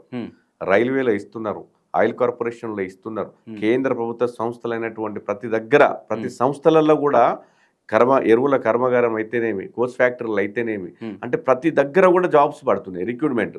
మొన్న కూడా ఆర్ఆర్బీ పడ్డాయి, ఆర్ఆర్బీ కూడా దాదాపు 25,000 ఉద్యోగాలు పడ్డాయి ఆర్ఆర్బీ. సో ప్రతి సంవత్సరము ఉద్యోగ నోటిఫికేషన్ ఉంటుంది. కేంద్ర ప్రభుత్వ సంస్థ నోటిఫికేషన్ లేకుండా ఏమంతూ ఉండదు. మీరు వెబ్సైట్లు, అధికారిక వెబ్సైట్లు చూడండి. ఇప్పుడు అధికారిక ఎట్లుంటుంది అంటే, ఇప్పుడు రాష్ట్ర ప్రభుత్వం రిలీజ్ చేసేటువంటిదేమో మన రాష్ట్ర పరిధిలో ఉంటాయి కాబట్టి పేపర్లు కానీ మీడియా కానీ ఈజీగా ప్రచారం చేస్తాయి. ఇవాళ కేంద్ర ప్రభుత్వం చేసేటువంటి ఏదైతే నోటిఫికేషన్స్ ఉంటాయో వీళ్ళు ప్రచారం చేయలేవు. ఇవాళ ఆయిల్ కార్పొరేషన్లో జాబులు వచ్చి ఇప్పుడు ఆర్ఆర్బీ జాబులు పడ్డాయి. ఏ మీడియా చూపించింది, ఏ సోషల్ మీడియా చూపించింది ఆర్ఆర్బీ రిక్రూట్మెంట్ పడ్డదని చెప్పేసి? ఇవాళ ఆర్మీ జాబులు పడ్డాయి. ఆర్మీ జాబులు ఎందులో చూపించారు? ఏ మీడియా చూపిస్తున్నదా? ఆయిల్ కార్పొరేషన్లో జాబులు పడ్డాయి, ఏ మీడియా చూపిస్తుంది? ఇవాళ ఇవాళ గ్రూప్ 1 జాబ్స్ పడుతున్నాయి, అంటే జనరల్గా చెప్తున్నా. ఇవాళ కేంద్ర ప్రభుత్వం సంబంధించినటువంటి జాబ్స్ అన్ని రకాలు పడతా ఉన్నా కూడా ఏ ఒక్క మీడియా చూపించదు. ఇవాళ కేవలం రాష్ట్ర ప్రభుత్వం సంబంధించిన మాత్రమే చూపిస్తుంది. సో ఇవాళ దాంతో పాటు ఇలా కేంద్ర ప్రభుత్వము స్కిల్ డెవలప్మెంట్ సెంటర్లను ప్రతి దగ్గర పెట్టింది. ఇవాళ ప్రతి ఏరియాలో స్కిల్ డెవలప్మెంట్ సెంటర్ పెట్టి విద్యార్థులకి, నిరుద్యోగులకి వాటి ఏదైతే ప్లంబింగ్ కానీ, ఎలక్ట్రీషియన్ కానీ, కంప్యూటర్ కానీ, మహిళలకైతే అల్లికలు, జూట్ బ్యాగ్ అల్లికలు, బ్యాగ్స్ అల్లికలు, వీటన్నిటి మీద NIRD, national institute of rural development authority, తర్వాత district rural development authority, so వీటి ద్వారా స్కిల్ డెవలప్మెంట్ సెంటర్లు పెట్టి వాళ్ళకు దాదాపు 3 నుంచి 6 నెలల కాల వ్యవధిలో ఉచితంగా ట్రైనింగ్ ఇచ్చి దాంట్లో కూడా వాళ్ళకి స్కాలర్షిప్లు ఇచ్చి, మళ్ళీ ఉచితంగా ట్రైనర్తో పాటు వాళ్ళకి స్కాలర్షిప్ గౌరవ వేతనం ఇచ్చి, మళ్ళీ ట్రైనింగ్ అయిపోయిన తర్వాత వాళ్ళకి గవర్నమెంట్ ద్వారా సర్టిఫికేట్ ఇచ్చి వాళ్ళు సొంతంగా బిజినెస్ పెట్టుకునే విధంగా, సొంతంగా బిజినెస్ పెట్టుకొని వాళ్ళు ఇంకా నలుగురికి ఉపాధి కల్పించే విధంగా ఇవాళ స్కిల్ డెవలప్మెంట్ సెంటర్ల ద్వారా ఇవాళ కేంద్ర ప్రభుత్వం ఎంకరేజ్ చేస్తుంది యువతను. ముద్ర లోన్ల ద్వారా యువతకు ముద్ర లోన్లు కల్పిస్తున్నది. ఎంఎస్ఎంఈ కింద లోన్స్ ఇస్తున్నది. చిన్న పరిశ్రమలను ఎంకరేజ్ చేస్తున్నది. యువత కొత్త రకం ఇవాళ వ్యవసాయంలో కూడా కొత్త రకం వంగడాలను తీసుకొచ్చి ఇవాళ యువతను వ్యవసాయ ఉత్పత్తుల వైపు ఇవాళ ఎంకరేజ్ చేస్తున్నది, వాళ్ళకు ఉపాధి వైపు వచ్చి. సో ప్రతి దగ్గర కూడా ఇవాళ కేంద్రం అనేక విధాలైనటువంటి డెవలప్మెంట్ యాక్టివిటీస్. ఇవాళ మారుమూల పల్లెల్లో ఇవాళ మీ సేవ కేంద్రాలు ఎక్కడి నుంచి వచ్చినాయి? ఇవాళ కేంద్ర ప్రభుత్వమే తీసుకొచ్చింది. ఇవాళ మీ సేవలో ఉంటాయి. ఆ మీ సేవ ద్వారా ఎంతమంది లబ్ధి పొందుతున్నారు ఇవాళ మారుమూల పల్లెల్లో? ఇవాళ గ్రామీణ ప్రాంతాల్లో ఒకప్పుడు ఒక గ్రామంలో ఎంతమంది ఎంప్లాయీస్ ఉండేది, ఇవాళ ఎంతమంది ఎంప్లాయీస్ ఉన్నారు? వాళ్ళకి నిధులు ఇవాళ రాష్ట్ర ప్రభుత్వం ఇస్తుందా? కేంద్ర ప్రభుత్వం ఇస్తుంది. వాళ్ళకి శాలరీస్ కేంద్ర ప్రభుత్వం ఇస్తుంది. గ్రామ పంచాయతీ నిధులు కేంద్ర ప్రభుత్వం ఇస్తే కేంద్ర ప్రభుత్వం నిధుల నుంచి వాళ్ళకి పోతున్నది. ఇవాళ అంటే ప్రతి గ్రామంలో మినిమం 20 మంది పనిచేస్తున్నారు ఇవాళ. గతంలో పనిచేసిలా ఇట్లా. సో ఇవాళ కేంద్ర ప్రభుత్వం ఇవాళ ప్రతి దగ్గర కూడా పనిచేస్తూ ఉన్నది. సిఆర్పిఎఫ్ డిపార్ట్మెంట్ వ్యవస్థలో చూస్తే సిఆర్పిఎఫ్లో, సిఐఎస్ఎఫ్లో, తర్వాత బిఎస్ఎఫ్లో, ఆర్మీలో ఇంతమంది జాబ్ రిక్రూట్మెంట్ చేసుకుంటున్నది. ఇవి ఎక్కడ కూడా చూపించారు. సో ఇవాళ ప్రతి దగ్గర కూడా చాలా గవర్నమెంట్, కేంద్ర ప్రభుత్వం నరేంద్ర మోడీ నాయకత్వంలో చాలా సుస్థిరమైనటువంటి పాలన అందిస్తున్నది ప్రజలకు. ఇవాళ మా పార్టీ ఆవిర్భవించిందే అంత్యోదయం మీద. ఏదైతే శ్యామప్రసాద్ ముఖర్జీ గారు, పండిత్ దీన్ దయాళ్ ఉపాధ్యాయ చెప్పిండు, అంత్యోదయం అంటే చిట్ట చివరి వ్యక్తికి కూడా మారుమూల పల్లెల్లో, అటవీ ప్రాంతంలో, అంటే మన పట్టణానికి దాదాపు సుదీర్ఘమైనటువంటి కిలోమీటర్ల దూరంలో ఉన్నటువంటి వ్యక్తికి కూడా ఈ దేశ ఫలాలు అందినప్పుడు మాత్రమే దేశము అభివృద్ధి చెందినట్టు. సో ఆ అంత్యోదయం పుట్టినటువంటి పార్టీలో ఉన్న నాయకుడు నరేంద్ర మోడీ. అందుకే ఇవాళ ఒక విజన్ తోటి పనిచేస్తున్నాడు. అంబేద్కర్ ఆశించినటువంటి ప్రజాస్వామ్యం సాధించుకుంటా గ్రామ స్వరాజ్యం తీసుకొస్తున్నాడు. ఇవాళ గతంలో గ్రామాలు ఇంత అభివృద్ధి లేకుండే, అసలు కనెక్టివిటీ లేకుండే. ఇవాళ మారుమూలలో ప్రతి పల్లెలో ఇవాళ కనెక్టివిటీ పెరిగింది. ఇలా పట్టణానికి పల్లెకి ఇంత ముందు కనెక్టివిటీ లేకుండే. ఇవాళ గ్రామీణ సడక్ యోజన కింద, ప్రధానమంత్రి సడక్ యోజన కింద ఇవాళ ప్రతి అటల్ బిహారీ వాజ్పేయి గారు మొదటిసారి కనెక్టివిటీ చేసిండు. ఆ తర్వాత ఇవాళ నరేంద్ర మోడీ గారు ఇవాళ కొన్ని వేల కిలోమీటర్లు ఇవాళ జాతీయ రహదారులు ఉన్నాయి. ఇలా లక్షల కిలోమీటర్లు ఇవాళ జాతీయ రహదారులు స్టార్ట్ అయినాయి. సో అంటే ప్రతి దగ్గర కూడా ప్రతి పట్టణానికి ప్రతి మండల కేంద్రానికి పల్లెకు కనెక్టివిటీని పెంచి ఇలా డెవలప్మెంట్ పెంచుతున్నారు. ఇవాళ ఊళ్ళలో కూడా వైకుంఠ ధామాలు అయితే రైతు వేదికలు అయితే ఇవన్నీ కూడా కేంద్ర ప్రభుత్వం ద్వారానే కదా. సో ఎక్కడ కూడా ఇవాళ కేంద్ర ప్రభుత్వం మీద కావాలని బురద జల్లేటువంటి ప్రయత్నము, ఎవరైనా అలాంటి వ్యక్తులు ఉంటే నాతో డిబేట్ చేయమని చెప్పండి. కేంద్ర ప్రభుత్వం ఎన్ని ఉద్యోగాలు ఇస్తున్నది, ఎంతమందికి స్వయం ఉపాధి రంగాల వైపు ఎంకరేజ్ చేసింది, ఇవాళ ఎంతమంది ఉపాధి వైపు వెళ్తున్నారు అన్నటువంటిది ఇలా రాష్ట్ర ప్రభుత్వం ఆలోచన చేయలే, కేంద్ర ప్రభుత్వం చేసింది ఇవాళ. సో రాష్ట్ర ప్రభుత్వం ఇవాళ నిరుద్యోగులందరినీ విస్మరించింది. కేవలం ఎన్నికల ఎజెండాగానే మాత్రమే ఇవాళ రాష్ట్ర ప్రభుత్వం వాడుకున్నది. ఎన్నికలకు వచ్చినప్పుడు రాహుల్ గాంధీ ఇలా ఈనాటి ముఖ్యమంత్రి రేవంత్ రెడ్డి ఆ రోజు అదే చిక్కడపల్లి లైబ్రరీకి వెళ్ళి యువతను మభ్యపెట్టింది, నిరుద్యోగులను మభ్యపెట్టింది. మీరు మమ్మల్ని గెలిపియండి అంటే పాపం వాళ్ళు కాళ్ళకు బల్పాలు కట్టుకొని మరీ గెలిపించింది. నిరుద్యోగులు అందరూ ప్రతి ఊరు తిరిగి కాంగ్రెస్ పార్టీని గెలిపియడం కోసం. ఇవాళ అంత కష్టపడ్డటువంటి నిరుద్యోగులను ఇవాళ మోసం చేసినటువంటి పార్టీ కాంగ్రెస్ పార్టీ. ఇవాళ 2 లక్షల ఉద్యోగాలు ఇస్తానటువంటి కాంగ్రెస్ పార్టీ ఇవాళ కనీసం ఇవాళ నేటికి కనీసం 50,000 ఉద్యోగాలు కూడా సరిగ్గా ఇవాళ వాళ్ళు ఇచ్చినది బీఆర్ఎస్ ప్రభుత్వంలో ఇచ్చినటువంటి నోటిఫికేషన్లకు వీళ్ళు కేవలం పట్టాలు ఇచ్చి మేము ఇచ్చినామని చెప్పుకుంటున్నారు. అది కూడా డిపార్ట్మెంట్ సంబంధించినటువంటి వాళ్ళు ఇవాళ రెగ్యులరైజేషన్ చేయలే. ఇప్పటికీ కూడా కరెంట్ డిపార్ట్మెంట్లో 25,000 మందికి రెగ్యులరైజేషన్ చేస్తా అన్నారు. వాళ్ళకి ఇప్పటివరకు ఇంకా పూర్తి కాలేదు. అది ఇంకా నువ్వు వాళ్ళని ఫస్ట్ పూర్తి చేయమని చెప్తున్నాం మనం. ఇవాళ వీఆర్ఏ సిస్టమ్ గతంలో బీఆర్ఎస్ ప్రభుత్వం తీసేసింది. ఇవాళ ఈయన వచ్చేసి మళ్ళీ ఇవాళ జీపీఓ గ్రామ పరిపాలన అధికారాన్ని ఒకటి పెట్టిండు. సో అంటే పేర్లు మారుస్తున్నారు తప్ప డెవలప్మెంట్ అనేటువంటిది ఏమి లేదు. సో ప్రజలు ఇవాళ అందుకే మ్యాండేటరీగా భారతీయ జనతా పార్టీని చూస్తున్నారు. ఇవాళ రాష్ట్ర వ్యాప్తంగా ప్రజలు కూడా కేవలం ఇవాళ కాంగ్రెస్ని చూసినాం, బీఆర్ఎస్ని చూసినాం, గతంలో తెలుగుదేశం పార్టీని చూసినాం. చూడాల్సింది ఒక భారతీయ జనతా పార్టీ ఉన్నది ఈ రాష్ట్రంలో. ఇవాళ దేశంలో ఒక మంచి సస్యశ్యామలమైనటువంటి పరిపాలన అందిస్తా ఉన్నాడు. ఇవాళ ప్రపంచ దేశాలు మన వైపు చూస్తున్నాయి, నరేంద్ర మోడీ వైపు చూస్తూ ఉన్నాయి. సో ఇవాళ అలాంటి పరిపాలన ఈ రాష్ట్రంలో కూడా కావాలని ప్రజలు కోరుకుంటున్నారు కనుక తప్పకుండా రానున్న 29లో భారతీయ జనతా పార్టీని గెలిపిస్తారు. ఇక్కడ కాషాయ జెండా ఎగరబోతున్నది, బీజేపీ ముఖ్యమంత్రి కాబోతున్నాడు. ఓకే రైట్ అన్న. ఈ టాపిక్ నుంచి పక్కకు వస్తే మాజీ సీఎం కేసీఆర్ కూతురు పార్టీ నుండి బయటకు వచ్చింది. తర్వాత ఎమ్మెల్సీ పదవికి రాజీనామా కూడా చేసింది. బయటకు వచ్చి పోరాటం చేస్తా, మా పార్టీలో జరిగినటువంటి అక్రమాలు కావచ్చు, కుంభకోణాలన్నీ బయట పెడతా అంటూ కూడా ఖచ్చితంగా ఇప్పుడు అసెంబ్లీ నుంచి ఒక మహిళలా బయటకు వెళ్తున్నాం, మళ్ళీ మా శక్తిలా కూడా అసెంబ్లీకి వస్తా అని చెప్పేసి పెద్ద ఎత్తున కూడా అక్కడ ఒక ప్రమాణం చేసి వెళ్ళిన పరిస్థితి. ఎట్లా చూడొచ్చు అన్న? మీ అభిప్రాయం ఏందన్న ఆ కవిత విషయం? ఇప్పుడు కవిత కేసీఆర్ ఎన్ని మాయమాటలు చెప్తాడో కవిత కూడా అన్ని మాయమాటలు చెప్తుంది. సేమ్ ఇప్పుడు ఇత్తొకటి పెడితే చెట్టు ఒకటి కాదు కదా. కవిత జుట్టులో కేసీఆర్ జుట్టులో పుట్టిందే కవిత. కాబట్టి ఇప్పుడు కేసీఆర్ అన్ని మాయమాటలు చెప్పి ప్రజల్లోకి వచ్చిండు, అధికారంలోకి వచ్చిండు, ప్రజల్ని మోసం చేసిండు. ఇవాళ ఈమె కూడా మరి నీకు నిజంగా చిత్తశుద్ధి ఉంటే, ప్రజల మీద చిత్తశుద్ధి ఉంది, బీసీల మీద చిత్తశుద్ధి ఉంటే నువ్వు గతంలో నువ్వు బీఆర్ఎస్ పార్టీ అధికారంలోకి ఉన్నప్పుడు నువ్వు ఎందుకు మాట్లాడలేకపోయినావు? నువ్వు ఆ రోజు మాట్లాడాలి కదా. అంటే ఆ రోజు అధికారంలో ఉన్నప్పుడేమో ఒక మాట, ఇవాళ నువ్వు నిన్ను ఆ పార్టీల నుంచి సస్పెండ్ చేసినాక బయటకు వచ్చినాకనేమో ఇంకొక మాట. అంటే నువ్వు గతంలో నువ్వు ఎమ్మెల్సీగా పనిచేసినావు, ఎంపీగా పనిచేసినావు. నువ్వు ఎంపీగా పనిచేసినప్పుడు ఎప్పుడన్నా నీ బీఆర్ఎస్ పార్టీ నానా ఇది తప్పు చేస్తున్నావు అని చెప్పి ఎప్పుడన్నా మీ తండ్రి గారిని ప్రశ్నించినవా? మాట్లాడనివ్వలేదంట పార్టీలో ఎవరు అని. ఎందుకు మాట్లాడనివ్వరు? నీకు స్వేచ్ఛ లేదా? నువ్వు మాట్లాడిన ఢిల్లీ దాకా పోయి లిక్కర్ స్కామ్ చేసినవా? నువ్వు నీకు పార్టీలు అంత స్వేచ్ఛ లేంది, నీ అధికారం నీ గవర్నమెంట్లో నీకు అంత స్వేచ్ఛ లేంది, ఇంత అవినీతి కుంభకోణం ఎట్లా చేసినావు? నీకు స్వేచ్ఛ ఉంటేనే కదా నువ్వు ఢిల్లీకి పోయి లిక్కర్ స్కామ్ చేసింది. మరి మీ అన్నకు కానీ మీ బావకు కానీ మీ నాన్నకు కానీ అన్నీ తెలుసు కదా విషయాలన్నీ. నిన్ను జైల్లో ఉంటే మళ్ళీ వాళ్ళే కదా తీసుకొచ్చింది, మరి అప్పుడు కూడా తెలియదా? సో ఇవన్నీ కేవలం ఏదో ప్రజల్ని మభ్యపెట్టాలి అంటే డైవర్షన్ పాలిటిక్స్. ఇదంతా డైవర్షన్ పాలిటిక్స్. కేసీఆర్ని కాపాడుకోవడం కోసం డైవర్షన్ పాలిటిక్స్ చేస్తుంది బీఆర్ఎస్. ఒకసారి ఏమో ఇవాళ కేటీఆర్ ఒకలాగా మాట్లాడతాడు, హరీష్ రావు ఇంకోలాగా మాట్లాడతాడు, కవిత ఇంకొకలాగా మాట్లాడుతుంది, వీళ్ళ మీద రేవంత్ రెడ్డి ఇంకోలాగా మాట్లాడతాడు. రేవంత్ రెడ్డి అవినీతి మయంలో కూరుకుపోయినటువంటి కేసీఆర్ని మేము అరెస్ట్ చేస్తాం, తప్పకుండా అరెస్ట్ చేసి చూపిస్తాం అని చెప్పినటువంటి రేవంత్ రెడ్డి ఎన్నికలకు ముందు అనేక వేదికల మీద మాట్లాడిండు. ఎన్నికలకు గెలిచిన తర్వాత కూడా 2-3 సార్లు మాట్లాడిండు. ఆ తర్వాత ఇప్పటిదాకా కేసీఆర్ గారి గురించి ఊరికే ఆడ ఈడ వేదికల మీద వాగుడు తప్ప నువ్వు వాళ్ళ మీద తీసుకున్నటువంటి చర్యలేవి? కేసీఆర్ మీద నువ్వు తీసుకున్నటువంటి చర్యలు ఎక్కడ పోయినాయి?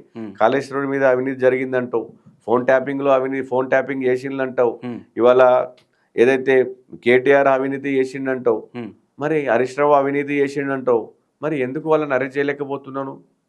అరెస్ట్ చేయాలి కదా. వాళ్ళ ప్రజలకు నువ్వు చెప్పినటువంటి మాటలన్నీ వాస్తవం అని ఎట్లా తెలవాలి?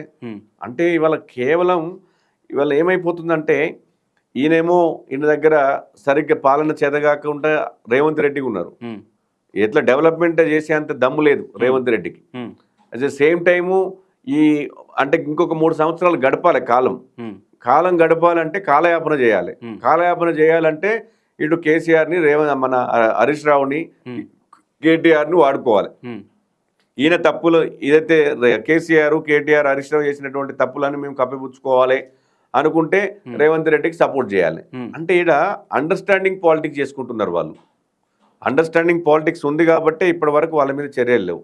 నిన్న హరీష్ రావును ఆగమేఘాల్లో ఎందుకు పిలిపించుకున్నట్టు అక్కడికి నేను అంటున్నా, ఎందుకు పిలిపించినట్టు? నువ్వు గతంలో నువ్వు పిలిపించుకున్నావు, విచారణ చేసినావు, మరి వాళ్ళ హరీష్ రావు బయటకు వచ్చి ఇంకోలాగా మాట్లాడుతున్నాడు అంటే అర్థం ఏంది? ఆడ నవ్వుకుంటున్నారంట, లోపట ఎంక్వైరీలో నవ్వుకుంటున్నారంట. ఒకరికొకరు నవ్వుకోవడానిక మీరు ఎంక్వైరీ పిలిచింది? హరీష్ రావే మాట్లాడుతున్నాడు బయటకు వచ్చి. అది ఎంతవరకు కరెక్ట్, సమంజసం చెప్పండి. సో ఇవాళ ప్రజల్ని ఇవాళ మభ్య పెడుతూ కాలయాపన చేస్తున్నారు. ఇవాళ చేసినటువంటి అప్పు ఇవాళ తెలంగాణలో ఇవాళ ఇంత అప్పు ప్రజల మీద మోపి ఇవాళ వాళ్ళు ఎంజాయ్ చేస్తున్నారు, పవర్ని ఎంజాయ్ చేస్తున్నారు. వాళ్ళని జైలులో వేస్తే కాంగ్రెస్ పార్టీకి ఏమైనా మైనస్ అయ్యి బీఆర్ఎస్ పార్టీ మళ్ళీ పుంజుకునే అవకాశం ఉందని ఏమైనా ఆలోచిస్తున్నాను అనుకోవచ్చు ఈ విషయంలో? నీకు ప్లస్ మైనస్ అయితే నీకు అధికారం ఎందుకు ఇంకా? అంటే నువ్వు అంతిమంగా ఏంది? నువ్వు అధికారం కోసమే కదా నీ ఆరాటం. అంటే నువ్వు ప్రజలకు కావాల్సినటువంటి విధానంలో నువ్వు ఉండవు, ప్రజాస్వామ్య పద్ధతిగా నువ్వు ఉండవు. నీకు కావాల్సింది అధికారం కోసం కాబట్టి ఇవన్నీ ఆటలు. అంటే ఇవాళ బీఆర్ఎస్ పార్టీ కాంగ్రెస్ పార్టీ కేవలం అధికారం కోసం ఎంతటికైనా దిగజారుతుంది. అందుకే చెప్తున్నాం ప్రజలకు, ఇవి 2 పార్టీలు మోసపూరితమైనటువంటి పార్టీలు కాబట్టి భారతీయ జనతా పార్టీకి అవకాశం ఏమంటున్నాం. ఇవాళ కవిత కూడా మోసపూరితమైనటువంటి మాటలే మాట్లాడుతున్నది. నువ్వు నిజంగా ఆ రోజు బీసీల గురించి మాట్లాడేది ఉంటే చాలా బాగుంటుండే. ఆ రోజు ఉద్యమకారుల గురించి మాట్లాడుతుంటే బాగుంటుండే. కేసీఆర్ ఉద్యమకారులందరినీ విస్మరించండి ఆ రోజు. ఇలా ఉస్మానియా యూనివర్సిటీ వేదిక మించెల్లి, అనేక విశ్వవిద్యాలయ వేదికల మించెల్లి ఎంతో మంది యువత తెలంగాణ ఉద్యమంలో వాళ్ళు త్యాగాలు చేసిండ్రు. వాళ్ళ తోటి అన్నదమ్ములను ఓడగొట్టుకున్న వాళ్ళు ఉన్నారు. ఇవాళ అమరత్వాన్ని పొందినటువంటి అమరవీరుల కుటుంబాలు ఉన్నాయి. ఇవాళ వాళ్ళకి ఎవ్వరు కూడా న్యాయం చేయనటువంటి ఇవాళ నువ్వు బయటికి రాగానే ఇవాళ బీఆర్ఎస్ పార్టీల ఉద్యమకారులను విస్మరించిందంటే నీకు ఆ రోజు ఎందుకు కనపడలేదు? నీ కళ్ళు నెత్తకెక్కినాయి ఆ రోజు? నీకు ఆ రోజు కనపడాలి కదా. ఇంతమంది ఉద్యమకారులు ఎందుకు కనపడలేదు? ఇవాళ నీకు తెలంగాణ ఇవాళ గుర్తుకొచ్చిందా? ఇవాళ బతుకమ్మ పేరు మీద బతుకమ్మ ఎంతో గొప్పగా ఆడుకునేటువంటి మన సంస్కృతిని పాడు చేసిన ఒక డీజే కల్చర్, ఫారెన్ కల్చర్కి తీసుకుపోయి పాడు చేసిన మొత్తం మన కల్చర్ని. మళ్ళీ ఇవాళ నువ్వు చెప్పేటువంటి నీతులు ఇవాళ ప్రజలు నమ్ముతారా? ప్రజలకు కూడా తెలిసిపోయింది కదా కవిత ఎక్కడ పోయిందని చెప్పి.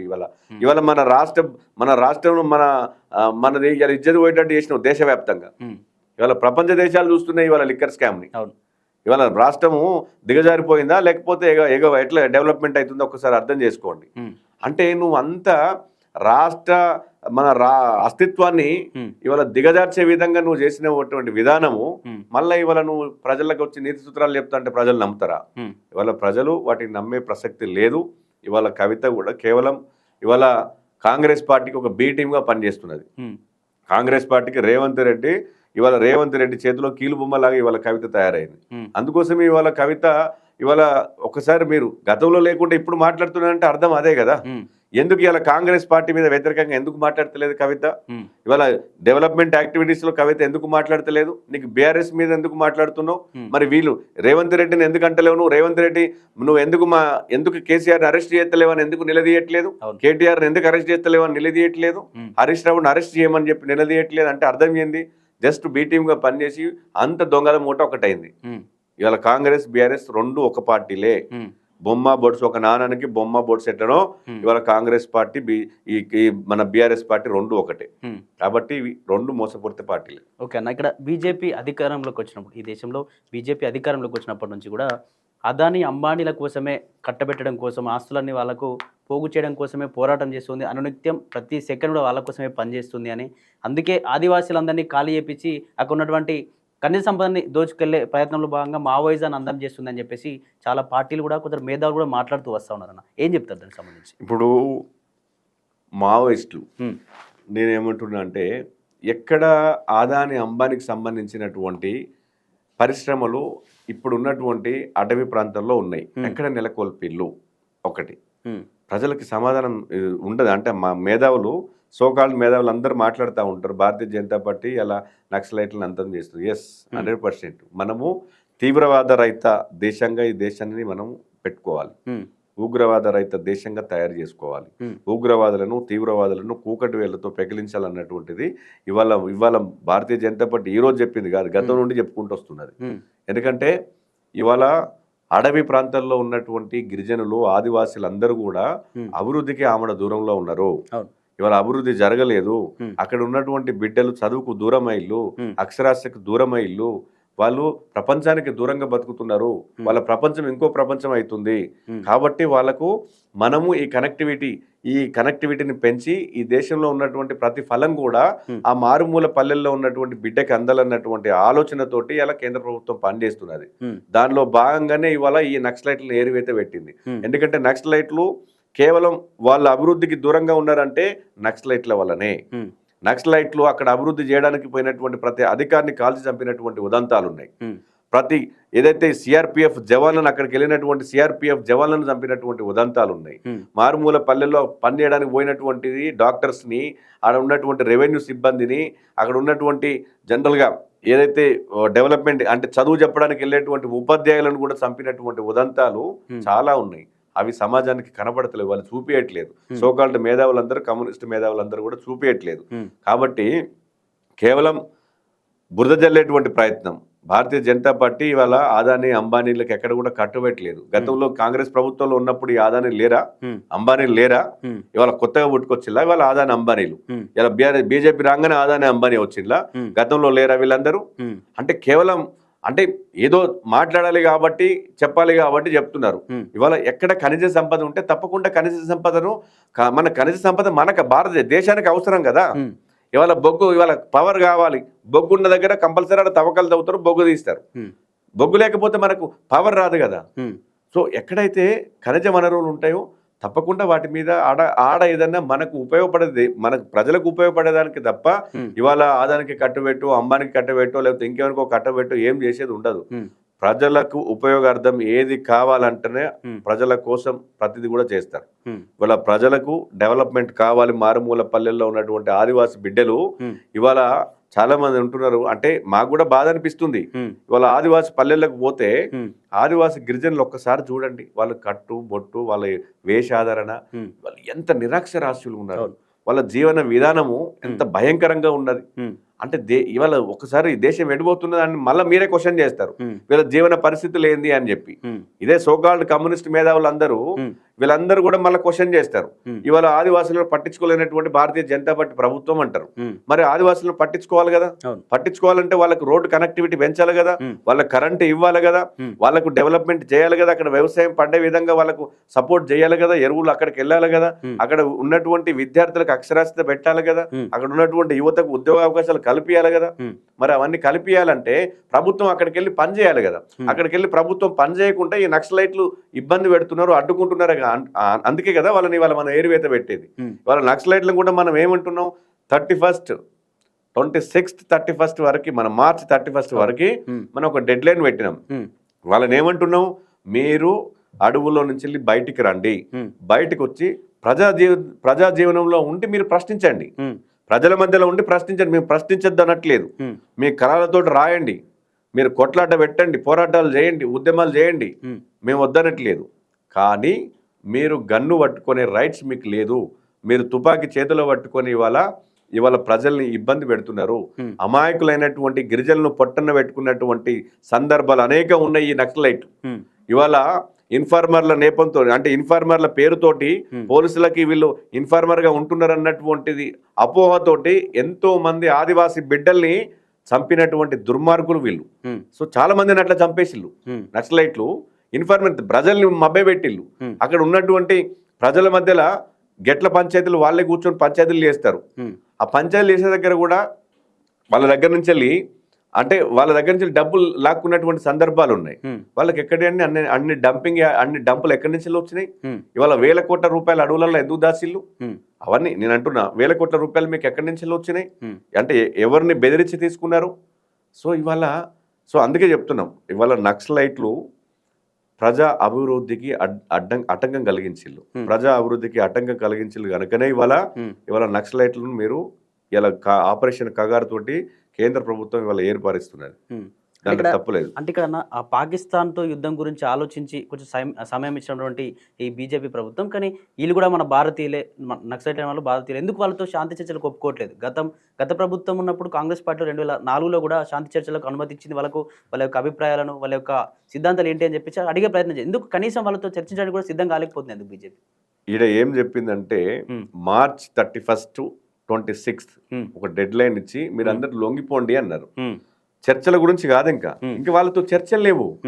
నేనేమంటున్నా, చర్చలు ఇంకా దేనికి? ఇంకా లొంగిపోమనే చెప్తున్నాం కదా. మీరు జనజీవన స్రవంతిలో కలవండి, మీరు అందరూ జనజీవన స్రవంతిలోకి వచ్చి మీరు ప్రజల మధ్యలో నుండి మాట్లాడండి, దానికి మేము జవాబు చెప్తాం. ప్రజల మధ్యలోకి వచ్చి మీరు ప్రశ్నించండి, దానికి మేము జవాబు చెప్తామంటున్నాం. కానీ మీరు మీతోటి మేము చర్చలు పెట్టినామంటే ఇంక నువ్వు నక్సలైట్గా ఆడికి వచ్చినట్టే కదా. నువ్వు లొంగిపోయిరా, మీరందరూ ఎంతమంది ఉన్నారో నక్సలైట్లు అందరూ లొంగిపోయి మీరు ఒక సమూహంగా రండి, చర్చ పెట్టుకుందాం. మీ విధానం ఏంది, మీ సిద్ధాంతం ఏంది, మీరు దేనికోసం ఫైట్ చేస్తున్నారు, మీరు ఏ హక్కుల కోసం అయితే ఫైట్ చేస్తున్నారు అవన్నీ ముందు పెట్టండి, ప్రభుత్వాల ముందు పెట్టండి. ఇగో మేము పలాని ఉన్నాయి. ఆ రోజు మీరు చూశారు మహారాష్ట్రలో దేవేంద్ర ఫడ్నవీస్ ముఖ్యమంత్రి గారి దగ్గర లొంగిపోయినటువంటి వాళ్ళని ఎంత స్వచ్ఛందంగా వాళ్ళని తీసుకొచ్చి నీట్గా వాళ్ళు లొంగిపోయారు. వాళ్ళతో మాట్లాడిపించినాం. సో మాట్లాడిపిస్తాము, వాళ్ళు చెప్తారు మేము ఇదైతే మేము ఈ కాజు కోసం మేము ఇందులోకి పోయినాము, ఈ పోరాటాలు సాగించినాము, మీరు ఇది చేయండి అని చెప్పి తప్పకుండా చేస్తాము.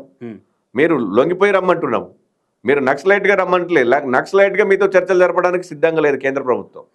మీరు లొంగిపోయి జనజీవన స్రవంతిలోకి వచ్చి మీరు అడగండి, తప్పకుండా మీరు ప్రతి దాని మీద కొట్లాడొచ్చు, ప్రతి దాని మీద ఫైట్ చేయొచ్చు. దానికి తప్పకుండా జవాబుదారితనంగా కేంద్ర ప్రభుత్వం వ్యవహరిస్తుంది. మీరు ఆదివాసుల కోసం, ఆదివాసుల హక్కుల కోసం, ఆదివాసుల అభివృద్ధి కోసం మీరు దేనికైనా చర్చకు సిద్ధం ఉంటుంది కేంద్ర ప్రభుత్వం. సో మీరు దేనికోసమైనా ప్రయత్నం చేయండి, కానీ నక్సలైట్గా ఉండడానికైతే వీల్లేదు. ఈ దేశం తీవ్రవాద రహిత దేశంగా ఉండాలి, ఉగ్రవాద రహిత దేశంగా ఉండాలి. ఎందుకంటే తీవ్రవాదంతో చాలా డెవలప్మెంట్కి దూరంగా ఉన్నది ఇవాళ అడవి ప్రాంతాల పల్లెలన్నీ, మారుమూల పల్లెలన్నీ కూడా డెవలప్మెంట్కి చాలా దూరంలో ఉన్నాయి. సో వాటన్నిటిని డెవలప్మెంట్ చేయాలంటే తీవ్రవాదులు ఉండకూడదు. ఇవాళ ఉగ్రవాదులు మనం కాశ్మీర్ తోటి చర్చలకు ఏం చెప్పాల, కాశ్మీర్ తోటి మనం చర్చలకు ఏం పెట్టలేదు. ఇవాళ కాశ్మీర్లో ఇవాళ పాకిస్తాన్ తోటి చర్చలు ఏం లేవు మనకు. ఇవాళ ఉగ్రవాదులు మన మీద అటాక్ చేస్తే మనం వాళ్ళ మీద అటాక్ చేస్తాం. వీళ్ళు కూడా ఉగ్రవాదం ఎంత దుర్మార్గమైనటువంటిదో తీవ్రవాదం కూడా అంతే దుర్మార్గమైనటువంటిది. ఇవి రెండు సంస్థల వల్ల ఇవాళ దేశం అభివృద్ధి కుంటుపడుతుంది. కాబట్టి ఇవి రెండు పోయినాయి అనుకోండి, ఇవాళ దేశం చాలా అభివృద్ధిలో వేగంగా పరిగెత్తుతుంది. కాబట్టి ఆ దిశలో కేంద్ర ప్రభుత్వం ఆలోచన చేస్తున్నారు. ఓకే అండి, ఇక్కడ తెలంగాణ విషయానికి వస్తే తెలంగాణలో జిహెచ్ఎంసీ ఎన్నికలు రాబోతూ ఉన్నాయి. మరి ఈసారైనా జిహెచ్ఎంసీ పీఠాన్ని బీజేపీ దక్కించుకొని ఉందా? దక్కించుకోవడం కోసం ఎటువంటి కార్యాచరణతో ముందుకెళ్తుంది? మరి తప్పకుండా జిహెచ్ఎంసీలో గతంలో లాస్ట్ టైమే మేము చాలా దగ్గరలో పోయినాం. అవును, దాదాపు 48 సీట్లు మేము గెలుచుకున్నాం జిహెచ్ఎంసీలో. ఐ థింక్ ఇంకో కొన్ని సీట్లు అయితే మాకు మ్యాక్సిమం మేము ఇంకా కొన్ని సీట్లు రావాల్సి ఉండే, కొన్ని అక్కడక్కడ మైనస్ అయినాయి. సెకండ్ ప్లేస్ లో కూడా ఉన్నాయి, చాలా ఉన్నాయి. సెకండ్ ప్లేస్ లో ఉన్నాయి కూడా చాలా కార్పొరేట్ సీట్లు ఉన్నాయి మావి. కాబట్టి ఈసారి తప్పకుండా జిహెచ్ఎంసీలో 100% మేము విజయం సాధిస్తాం. 100% ఇక్కడ సరే ఇప్పుడు కాంగ్రెస్ పార్టీ రేపు మేయర్ మరి డివిజన్లు పెంచింది, తర్వాత ఇప్పుడు కార్పొరేషన్లు కూడా 3 చేస్తామంటున్నది. సార్ మరి 3 చేస్తారా లేకపోతే 1 ఉంచుతారా? 3 చేసినా తప్పకుండా 3 విజయం సాధిస్తాము. 1 చేసినా కూడా 1 కూడా మేము విజయం సాధిస్తాం. ఎందుకంటే ఇక్కడ పట్టణ ప్రజలందరూ కూడా భారతీయ జనతా పార్టీ వైపు ఉన్నారు. 4 సీట్లు ఉన్నటువంటి మేము 48 సీట్లు గెలుచుకున్నాం. సో బీజేపీ అంటే ప్రజలకు ఒక నమ్మకం ఉన్నది, ఒక విశ్వాసం ఏర్పడ్డది. వాళ్ళ తెలంగాణలో కూడా ఒక విశ్వాసం ఏర్పడ్డది కనుక అందులో సిటీ ప్రాంతంలో ఇంకా ఎక్కువ విశ్వాసం ఉన్నది. కాబట్టి తప్పకుండా ఇక్కడ బీజేపీ గెలుస్తుంది. ఎందుకంటే చాలా ఇక్కడ సిటీలో హిందూ దేవాలయాల మీద, తర్వాత మా గుళ్ళ మీద, అన్నిటి మీద కూడా ఇవాళ దాడులు జరుగుతూ ఉన్నాయి. హిందువుల మీద దాడులు జరుగుతూ ఉన్నాయి ఇవాళ ప్రతి దగ్గర. సో ప్రజలు గమనిస్తూ ఉన్నారు. సో ఇది మన ధర్మాన్ని మనం కాపాడుకోవాల్సినటువంటి అవసరం ఉన్నది. మనం హిందువులం అంతా ఒక తాటి మీదకి రావాల్సినటువంటి అవసరం ఉన్నది. లేకపోతే మన బతుకు రేపు ప్రశ్నార్థకంగా మారబోతుంది. కాబట్టి మనం ఇవాళ బంగ్లాదేశ్ని చూసినాం. బంగ్లాదేశ్ పరిస్థితులు, అక్కడ ఉన్నటువంటి హిందువుల పరిస్థితి ఏంది, వాళ్ళ హిందువులను ఊచకోతకు వస్తూ ఉన్నారు. సో రేపు ఆ పరిస్థితి మన దగ్గర రావద్దు అంటే మనం ఇక్కడ హైదరాబాద్ నగరంలో ఉన్నటువంటి హిందువులందరూ ఒక తాటి మీద రావాలి, ఏకతాటి మీదకి వచ్చి భారతీయ జనతా పార్టీకి సంబంధించినటువంటి కార్పొరేటర్లను గెలిపించుకోవాలి. హిందువుల మనుగడ బాగుండాలంటే కేవలం అది బీజేపీ తోటే సాధ్యము. అది బీజేపీ ఉంటేనే ఇవాళ హిందువులు ఇవాళ ప్రశాంతంగా ఉండగలుగుతారు అన్నటువంటి ఆలోచనలో ఇవాళ హిందూ జనాభా అంతా కూడా ఆలోచన చేస్తున్నారు. కనుక ఇక్కడ ఎంఐఎం పార్టీ చేతిలో ఉన్నటువంటి కాంగ్రెస్ పార్టీ ఇలా స్టీరింగ్ వాళ్ళ చేతిలో పెట్టిల్లు కాబట్టి ఇవాళ ఈ యొక్క హిందూ దేవాలయాల మీద జరుగుతున్నటువంటి దాడులను ఇవాళ ఖండిస్తలేదు కాంగ్రెస్ పార్టీ. బీఆర్ఎస్ పార్టీ ఖండిస్తలేదు. ఇవాళ ఖండించిన వాళ్ళు అయితే వాళ్ళు కూడా ఆ దేవాలయాల దగ్గరకు వచ్చి మాట్లాడని ఉండే. ఎక్కడ దాడి జరిగినా కూడా కేవలం భారతీయ జనతా పార్టీ మాత్రమే పోయి మాట్లాడుతుంది. బీఆర్ఎస్ పార్టీ నాయకులు రారు అక్కడికి, కాంగ్రెస్ పార్టీ నాయకులు రారు. ఇవాళ ఎట్లయినా ఎంఐఎం వాటి మీద దాడులు చేయడానికి ఎంఐఎం పార్టీ ఉన్నది. గతంలో బీఆర్ఎస్ ఎంఐఎం తోటి అంటగాగింది, ఇలా కాంగ్రెస్ పార్టీ కూడా ఎంఐఎం తోటి అంటగాగుతుంది. కాబట్టి ప్రజలందరూ ఆలోచన పడ్డరు. రేపు భవిష్యత్ అంతా కూడా భారతీయ జనతా పార్టీదే. మీరు ఎవరు వద్దన్నా కాదన్నా 100% భారతీయ జనతా పార్టీ అధికారంలోకి వస్తుంది. ఇక్కడ జిహెచ్ఎంసీ మేయర్ పీఠాన్ని కూడా కైవసం చేసుకోబోతుంది. ఓకే అన్న, ఇక్కడ మీ డివిజన్ విషయానికి వస్తే 246 ఆల్విన్ కాలనీలో ఎట్లున్నాయి పరిస్థితులు? మరి కుమార్ యాదవ్ గారికి బీజేపీ నుంచి టికెట్ వచ్చే అవకాశం ఉందా? అక్కడ ఏంది పరిస్థితి? బీజేపీ మనము ప్రయత్నం చేస్తున్నాం. పార్టీ అవకాశం ఇస్తుందన్నటువంటి విశ్వాసం ఉంటుంది. సో నాకు అవకాశం ఇచ్చినా ఇవ్వకున్నా తప్పకుండా ఎవరికి అవకాశం ఇచ్చినా పని చేయాల్సింది. భారతీయ జనతా పార్టీలో ఎట్లుంటదంటే నాకు పార్టీ టికెట్ ఇవ్వలేనంత మాత్రాన మేము వేరే పార్టీలకు పోయి లేకపోతే ఇంకే విధంగా ఆలోచన చేసేది ఉండదు. సో భారతీయ జనతా పార్టీ కార్యకర్త ఒక కంకణబద్ధుడై ఉంటాడు, కమిట్మెంట్ కార్యకర్త ఉంటాడు.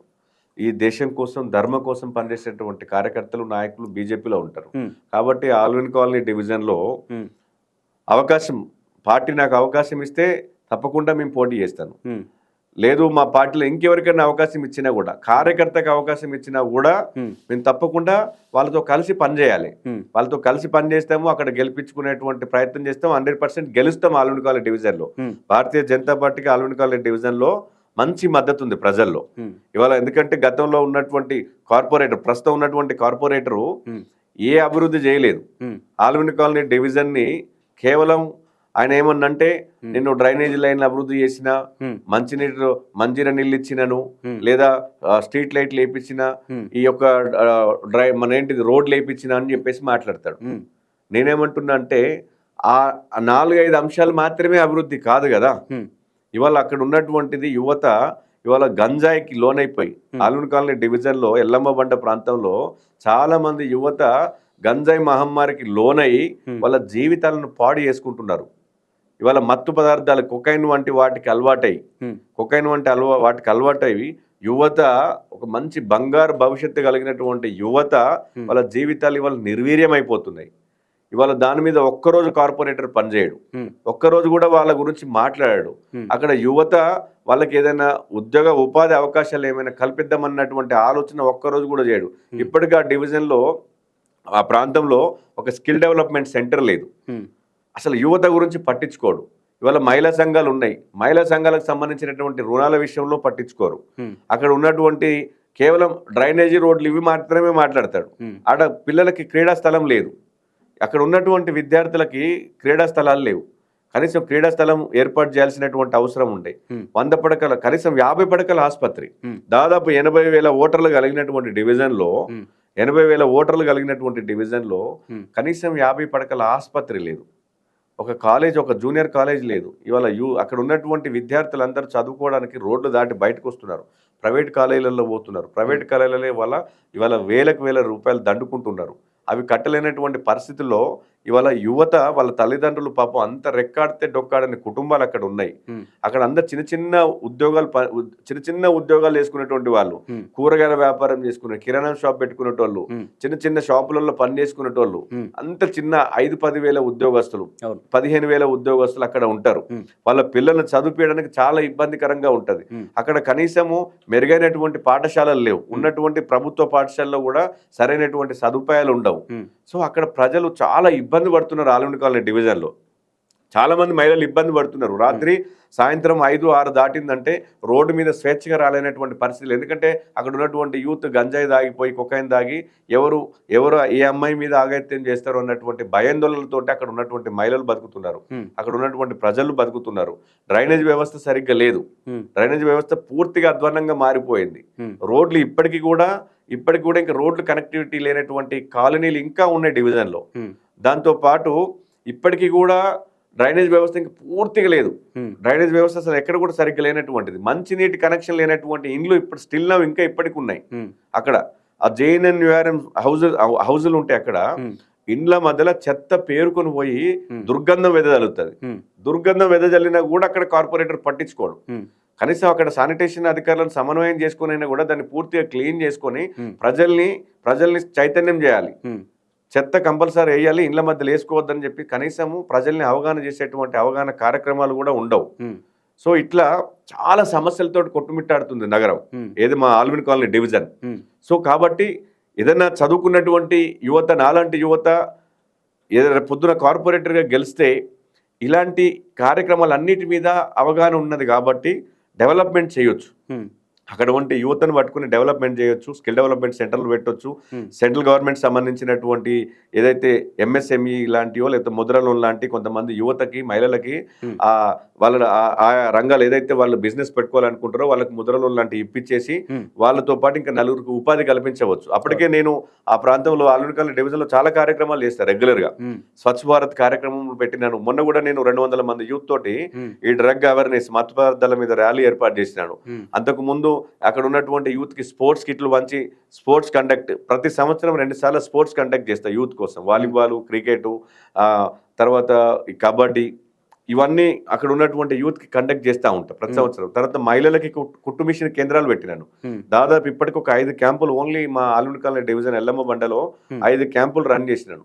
5 క్యాంపుల్లో మహిళలకి ఉచితంగా ట్రైనింగ్ ఇప్పించేసి కేంద్ర ప్రభుత్వం సంస్థ నెహ్రూ యువ కేంద్ర ద్వారా మేరా యువ భారత్ ఇప్పుడు ప్రజెంట్ ఆ సంస్థ ద్వారా టైలరింగ్ క్యాంపులు పెట్టి నేర్చుకున్నటువంటి ప్రతి మహిళకి కేంద్ర ప్రభుత్వం ద్వారా సర్టిఫికేట్ ఇచ్చి వాళ్ళకి ముద్ర లోన్ ఇప్పించి వాళ్ళు స్వయంగా వాళ్ళు బిజినెస్ పెట్టుకునే విధంగా టైలరింగ్ షాప్ పెట్టుకొని ఇంకా నలుగురికి ఉపాధి కల్పించే విధంగా మనం అక్కడ కొంతమంది మహిళల్ని తయారు చేస్తున్నాం. నేను అట్లా మహిళా సంఘాలతో నాకు అటాచ్మెంట్స్ ఉన్నాయి, అక్కడ ఉన్నటువంటి యువతతో అటాచ్మెంట్స్ ఉన్నాయి. వాళ్ళకి ఏ సమస్య వచ్చినా వాళ్ళు ఏదైనా పోలీస్ స్టేషన్ సమస్య ఉన్నా, లేకపోతే మండల ఆఫీస్లో ఏదైనా సర్టిఫికేట్లు కావాలన్నా, GHMC ఆఫీస్లో సమస్యలు ఉన్నా, లేకపోతే ఏదైనా హాస్పిటలైజేషన్, రక్తదాన శిబిరాలు పెట్టినాను. అక్కడ రక్తదాన శిబిరాలు ఏర్పాటు చేసినాను, మెడికల్ క్యాంపులు ఏర్పాటు చేసినాను. సో ఎప్పుడు నిత్యం ప్రజలకు ఏదో విధంగా నేను కనెక్టివిటీతో ఉంటా. రేపు పొద్దున మనకు భారతీయ జనతా పార్టీ అక్కడ మనం అవకాశం ఇచ్చి మనం గెలిస్తే రేపు ఇంతకన్నా మెరుగైనటువంటి డెవలప్మెంట్ అక్కడ చేయడానికి ఉంటుంది. సో నాకు ఎందుకంటే అక్కడ అవగాహన ఉన్నది, డెవలప్మెంట్ ఆస్పెక్ట్ నాకు కొంచెం అవగాహన ఉన్నది కనుక రేపు నిధులు కేంద్ర ప్రభుత్వం నుండి రావాల్సినటువంటి నిధులైతేనేమి, ఇక్కడ మున్సిపాలిటీకి సంబంధించినటువంటి నిధులైతేనేమి, ఎమ్మెల్యేకి సంబంధించిన నిధులు, ఎమ్మెల్సీకి సంబంధించినవి, ఎంపీలకు సంబంధించినవి, లేదా CSR ఫండ్స్, లేదంటే NGOకి సంబంధించినటువంటి నిధులు, ఇట్లా చాలా నిధుల మీద నాకు అవగాహన ఉండే, ఫండ్స్ మీద ఎక్కడెక్కడ ఏ విధంగా కలెక్ట్ చేయాలని. ఈ ఫండ్స్ తీసుకొని వచ్చేసి అద్భుతమైనటువంటి అభివృద్ధిని ఆల్విన్ కాలనీ డివిజన్ లో చేయొచ్చు. సో ఆ దిశగా నా ఆలోచన ఉన్నది కనుక రేపు పొద్దున పార్టీ అవకాశం ఇవ్వాలని కోరుకుంటాము. అవకాశం ఇచ్చింది అనుకోండి, నాలాంటి నేను యూత్ ఎందుకన్నా అంటే నాకు రక్తం ఉంది, నేను సర్వీస్ చేసేటువంటిది. సో ఏజ్ అయిపోయిన తర్వాత నేను ఆడ గెలిచినా కూడా ఫైదా ఉండదు. సో ఇప్పుడు నేను నా యవ్వనంలో నా రక్తం ఉన్నప్పుడు నేను గెలిస్తే ప్రజలకి అవినీతి లేనటువంటి పాలన అందియడానికి ఉంటది, అవినీతి లేనటువంటి సర్వీస్ నేను చేయగలుగుతాను. సో నాకు యుక్త వయసు ఉన్నది, నేను మళ్ళీ ఏదో నా బిజినెస్ చేసుకుంటాను, మళ్ళీ సంపాదించుకుంటా ఉంటాం. సో ప్రజల మీద కబ్జాలు చేయడం కానీ, ప్రజల మీద సంపాదించుకోవాలన్నటువంటి ఆలోచన కానీ ఇప్పుడు ఉన్నటువంటి కార్పొరేటర్ అదే పని చేస్తారు. నిత్యం ప్రజల మీద సంపాదించుకుంటారు వాళ్ళు. వాళ్ళ ఆలోచన అంతా ఏంది, వాళ్ళకి వేరే ఉండదు. వాళ్ళ ఆలోచన అంతా ఏంది, ఏజ్ 60 ఏళ్ళకి వచ్చినప్పుడు వాళ్ళ ఆలోచన ఇప్పుడు ఉన్నప్పుడే సంపాదించుకోవాలి. కాబట్టి ప్రజలు ఏదైనా పంచాయతీకి చెప్పినా, పోలీస్ స్టేషన్కి రమ్మన్నా, లేకపోతే ఇంకేదైనా సమస్య మీద పోయినా, ఏ ఇష్యూ మీద పోయినా కూడా ఆ ఇష్యూ మీద వాళ్ళు డబ్బు సంపాదించుకోవడం కోసం మాత్రమే పనిచేస్తారు తప్ప వాళ్ళకి స్వచ్ఛందంగా సేవ చేసేటువంటి ఆలోచన చేయరు. సో ఇప్పుడు నాకు యుక్త వయసు ఉన్నది కాబట్టి స్వచ్ఛందంగా సేవ చేయొచ్చు, అవినీతి లేనటువంటి పాలన అందియొచ్చు, ప్రజలకు మెరుగైనటువంటి అవకాశాలు, మౌలిక సదుపాయాలను కల్పించవచ్చు. సో ఆ దిశలో అవకాశం ఉంటది కనుక నాలాంటి యువత రాజకీయాల్లోకి రావాలి. ఇవాళ అందుకే ఇవాళ భారతీయ జనతా పార్టీ నవీన్ ఇవాళ జాతీయ అధ్యక్షుడిని చేసింది, 45 ఏళ్ళకి ఇవాళ జాతీయ అధ్యక్షుడిని చేసింది. అంటే భారతీయ జనతా పార్టీ ఇవాళ యువత పట్ల చాలా మంచి ఆలోచనతో ఉన్నది. యువతను ప్రత్యక్ష రాజకీయాల్లోకి తీసుకురావాలి, అవినీతి లేనటువంటి దేశాన్ని తయారు చేయాలి. సో యువతను ఈ దేశ నిర్మాణంలో భాగస్వాములు చేయాలి, ఈ ఏదైతే ధర్మరక్షణ విధానంలో భాగస్వాములు చేయాలని చెప్పేసి వాళ్ళ భారతీయ జనతా పార్టీ నరేంద్ర మోడీ నాయకత్వం పనిచేస్తున్నది. అందుకే ఇలా యువత భారతీయ జనతా పార్టీకి చాలా మంది ఆకర్షితులయ్యారు.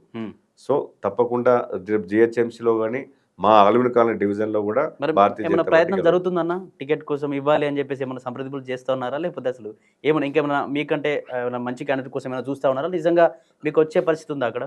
వాస్తవం చెప్పాలంటే నేను లీడర్లు ఎంబడి ఎప్పుడు తిరగలే. నేను పార్టీని నమ్ముకున్నా, పార్టీ కోసం పనిచేసిన, పార్టీ లైన్లోనే పనిచేస్తున్నా. నేను ఏ ఒక్క లీడర్ ఎంబడి ఎప్పుడు పోలేదు. నేను వ్యక్తి బేస్డ్ పని చేయలేదు. మా సిద్ధాంతం ఒకటే, పార్టీ కోసం పనిచేయాలి. ఈ పార్టీ దేశం కోసం పనిచేస్తుంది.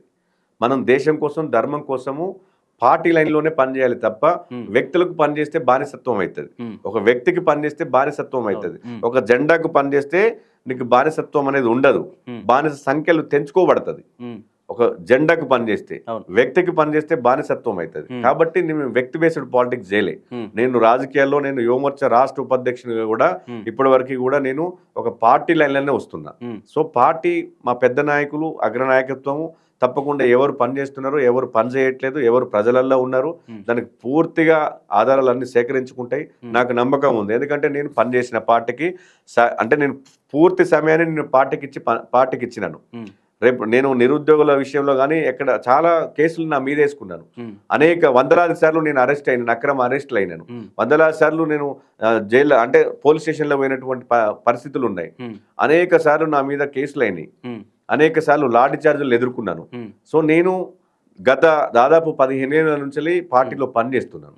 నేను ఒక సీనియర్ కార్యకర్తగా, యువమోర్చా నాయకునిగా నాకు ఆ నమ్మకం ఉన్నది. అంటే పార్టీ అవకాశం ఇస్తానన్నటువంటి నమ్మకం ఉన్నది. సో నాకు అవకాశం ఇవ్వకున్నా ఒక కార్యకర్త, సామాన్య కార్యకర్తకు అక్కడ అవకాశం ఇచ్చినా లేదా ఎవరికి అవకాశం ఇచ్చినా తప్పకుండా ఆ నాయకుని గెలిపించుకునేటువంటి బాధ్యత నా మీద ఉన్నది. పార్టీ నాయకుడిగా నా మీద ఉంటుంది. నేను అడుగుట్లో తప్పులేదు, 100% అడుగుతాం. కానీ అడిగినంత మాత్రాన నాకే ఇవ్వాలని లేదు కదా. సో పార్టీ అన్ని కోణాల్లో ఆలోచన చేస్తుంది. ఎవరికి ఇవ్వాలనో వారికి టికెట్ ఇస్తుంది. ఎవరికి నాకు ఇచ్చినా, ఎవరికి ఇచ్చినా అక్కడ గెలిపించుకుంటాం. ఓకే, రైట్, థ్యాంక్ యూ అన్న. ఇది యువమోర్చా ఉపాధ్యక్షుడు కుమార్ యాదవ్ గారితో స్పెషల్ ఇంటర్వ్యూ. మరిన్ని అప్డేట్స్ కోసం చూస్తూనే ఉండండి plus TV Telangana. Thank you.